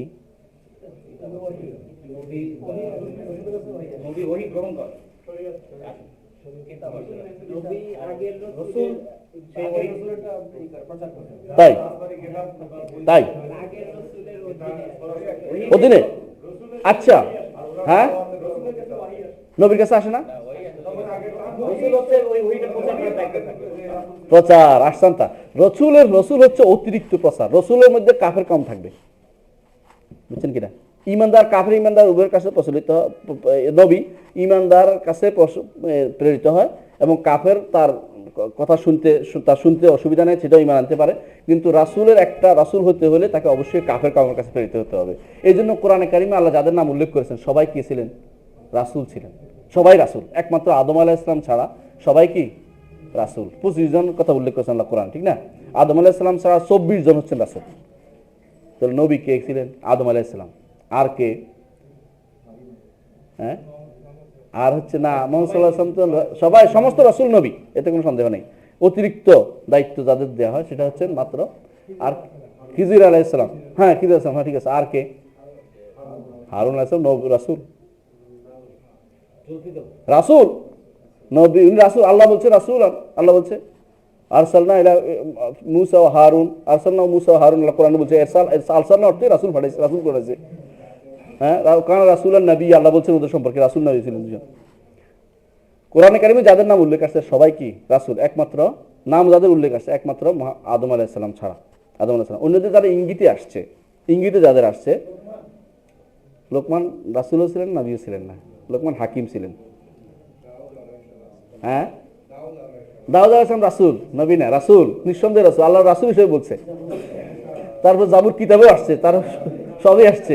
সুতরাং আপনি খুঁজে পাবেন না। আমি স্পষ্ট বলি, কোরআনে যাদের নাম উল্লেখ আসছে আদম আলাইহিস সালাম ছাড়া আর কেউ নবী না, সবাই নবী এবং রাসূল একসাথে দুইটা। এই জন্য আল্লাহ তাআলা এদের নাম উল্লেখ করেছেন। আর একমাত্র আদম আলাইহিস সালামকে উল্লেখ করেছেন যেহেতু কাফের কওম ছিল না তখন, এই জন্য আল্লাহ তাআলা তার নাম ধরে উল্লেখ করেছেন। আর বাইরে শীস আলাইহিস সালামের কথা হাদিসে পাওয়া যায়, এক হাদিসে পাওয়া যায়। এবং এর বাইরে ওই হাদিসের কথা, ওই হাদিস কোরআন কারিমে ওই আয়াতে পাওয়া যায় যেখানে আল্লাহ তাআলা নির্দেশ দিয়েছেন বনি ইসরাঈলকে যে গাদা নবিয়্যুম মিনাল আম্বিয়া, এক নবী বলছে যুদ্ধ করেছেন ওই যখন তিহ ময়দান থেকে তাদেরকে নিয়ে গেলেন কোথায়? বাইতুল মাকদিসের দিকে নিয়ে যাচ্ছিলেন, ফিলিস্তিনে আহসানতা, ফিলিস্তিনে নিয়ে যাচ্ছিলেন। তখন সূর্য ডুবে, যুদ্ধের সময় সূর্য ডুবে যাচ্ছিল। বলে যে আনা মা'মুর ওয়া আনতি মা'মুরা, হে সূর্য আমাকে নির্দেশ দেওয়া হয়েছে যুদ্ধ করতে, তোমাকে নির্দেশ দেওয়া হয়েছে চলতে, এখন তুমি থামো, আমি যুদ্ধ শেষ করি। কারণ শনিবার হয়ে গেলে তাদের আর যুদ্ধ করার সুযোগ ছিল না। আল্লাহ তাআলা সেই দিন, হয়তো একদিন বিজ্ঞান বের করবে এটা কোন দিন ছিল, অপেক্ষা করছে। সূর্য অপেক্ষা করছে, তিনি যুদ্ধ শেষ করছেন, তারপর সূর্য ডুবছে, এর আগে ডুবে নেই। এই নির্দেশনা এক নবীর জন্য হয়েছিল। তিনি ছিলেন নবী, তিনি একজন নবী, তিনাকে বলে ইউশা নবী। এর বাইরে আর অনেক নবী আল্লাহ তাআলা প্রেরণ করেছেন। কোরআনে কারিমে ইঙ্গিত আছে, নাম নাই, ইঙ্গিত আছে। হ্যাঁ, ইঙ্গিত আছে, সরাসরি উল্লেখ করেছেন কোরআনে কারিমে। আল্লাহ তাআলা বলছেন ইব্রাহিম মালিকান নোকাত, এটা অন্য একটা আয়াত আছে, সেখানে উল্লেখ আছে যে আমি তাদেরকে বলা হলো, তারপর তাদেরকে নিয়ে যাওয়া হলো, বিস্তারিত ঘটনা উল্লেখ আছে। তো আমরা যে বলছিলাম যে কোরআনে কারিমে যাদের নাম উল্লেখ আছে তারা কি রাসূল, ঠিক না? আমরা কি জন্য যেটা বললাম, কি জন্য আলোচনা করতে ওই চলে গেলাম। হ্যাঁ, দাঁড়ান না, প্রশ্নটাই আবার দেখি তাহলে। ও, নবী রাসূলের মধ্যে পার্থক্য আমি বললাম না। রাসূল নবীরা আমাদের আলেমদের ভূমিকা পালন করেছে তখনকার সময়। আলেমরা কি করে? ইসলাহ, আহসানতা, আগে রাসূলের দায়িত্বটা মানুষের কাছে পৌঁছে দেয়। কিন্তু রাসূল হলে তাকে অবশ্যই কাফের কওম থাকবে, মাস্ট। তার সময়ে কাফের কওম তাদের দাবি ছিল যে তার ইমানের দাবির জন্য রিসালাত। আরেকজনকে ইনজার করতে হবে। ইনজার হচ্ছে ইনজার বিন্নার, যে জাহান্নামের আগুন তোমাকে পাকড়াও করবে, জাহান্নামের আগুন পাকড়াও করবে। আর যারা ছিল রাসূল নবী, তারা মানুষকে ইসলাহ করতো, বিতর্কত ইসলাহের কাজ করতো, যারা আলেমরা যে কাজটা করে থাকেন। আচ্ছা, হিজড়ারা কি জান্নাতি না জাহান্নামী, না কোনো হিসাব হবে না, জানাবেন না। হিজড়ারা অবশ্যই, হিজড়াদের উপর নামাজ ফরজ। খেয়াল করেন, টাকা হইলে ওদের উপর হজও ফরজ, টাকা থাকলে জাকাতও ফরজ, এদের উপর সওমও ফরজ। হিজড়া হয়েছে বলে কি হয়েছে? এটা মানুষ, এদের কোনো দোষ নাই। এদেরকে কেন আপনার সমাজের বাইরে চিন্তা করতেছেন? এটা স্বাভাবিক মানুষ, অস্বাভাবিক কিছু না। এদেরকে অস্বাভাবিক করে ফেলার পিছনে আমরাও কিছুটা দায়ী। এদেরকে আপনারা স্বাভাবিকভাবে নেন। এরা যদি কোনো মেয়ের মতো হয়, তাকে যদি কেউ বিয়ে করতে চায় বিয়ে দিয়ে দেন, সেখানে থাকুক তাদের সাথে, সমস্যা কি? কোনো স্বামী যদি কোনো গ্রহণ করতে চায় সমস্যা নাই। কোনো ছেলের মতো হলে, ছেলের মতো কেউ যদি কোনো মেয়ে যদি বলে যে আমি ওর সাথে বিয়ে করতে চাই, দরকার নেই আমার কোনো কিছু, আমি থাকতে চাই, তাহলে বিয়েও হতে পারে তাদের ছেলের মতো হলে। ছেলে এবং মেয়ে যেটা বেশি তার সাথে সম্পৃক্ততা, সেটার সাথে তার চরিত্রিক অবস্থার সাথে নির্ভর করে তারা ছেলে মেয়ের সাথে নির্ধারিত হবে। কিন্তু জান্নাত বা জাহান্নামী হবেই, কোনো সন্দেহ নাই, এটা স্বাভাবিক, মাটি হয়ে যাবে না। এবং তারা ফরজ ওয়াজিব পালন করতে হবে। তাদের জন্য শরীয়ত মিরাজ দিয়েছে, আপনি জানেন, যারা আলেম মাদ্রাসায় পড়েছেন তারা অনেকেই জানেন, তাদের মিরাজ নির্ধারিত আছে, বরং বেশি দিচ্ছে শরীয়ত তাদের জন্য মিরাজ। এবং হ্যাঁ, তাদেরকে বানাতে পারবে না বলছে, যদি স্পষ্ট হয়ে যায় যে সে নারীদের মতো চলাফেরা করে, তাকে বলছে ইমাম বানাইতে পারবে না, নারী ইমাম হইতে পারে না। কিন্তু যদি কেউ না জানালেও না, কেউ মানে অনেক বহু মানুষ আছে যারা হিজরাতের মতো মূলত তারা জানে না, তারা পুরুষের মতো চলাফেরা করে, বিয়ে করে না, এরকম বহু মানুষ আছে। তাদের যদি সন্দেহ না করে তো তাদের ইমামতিও জায়েজ আছে, কারণ পুরুষের মতো চলাফেরা করে, আর তার শরীরে চারিত্রিকভাবে সে পুরুষ, তাতে সমস্যা নাই। কেউ খুঁজে দেখবে কে যে তার আছে কি না এটা দেখার জন্য ইমামতির শর্ত হয়, এটা কেউ বলে নাই কোনোদিন, বুঝছেন? সুতরাং এটা কোনোদিন বলার কোনো সুযোগ নেই। হ্যাঁ, মেয়েদের মতো চললে সে অবশ্যই মেয়ে হিজড়া, তার পিছনে নামাজ পড়া জায়েজ নাই, জায়েজ, তার পিছনে নামাজ পড়া জায়েজ নাই।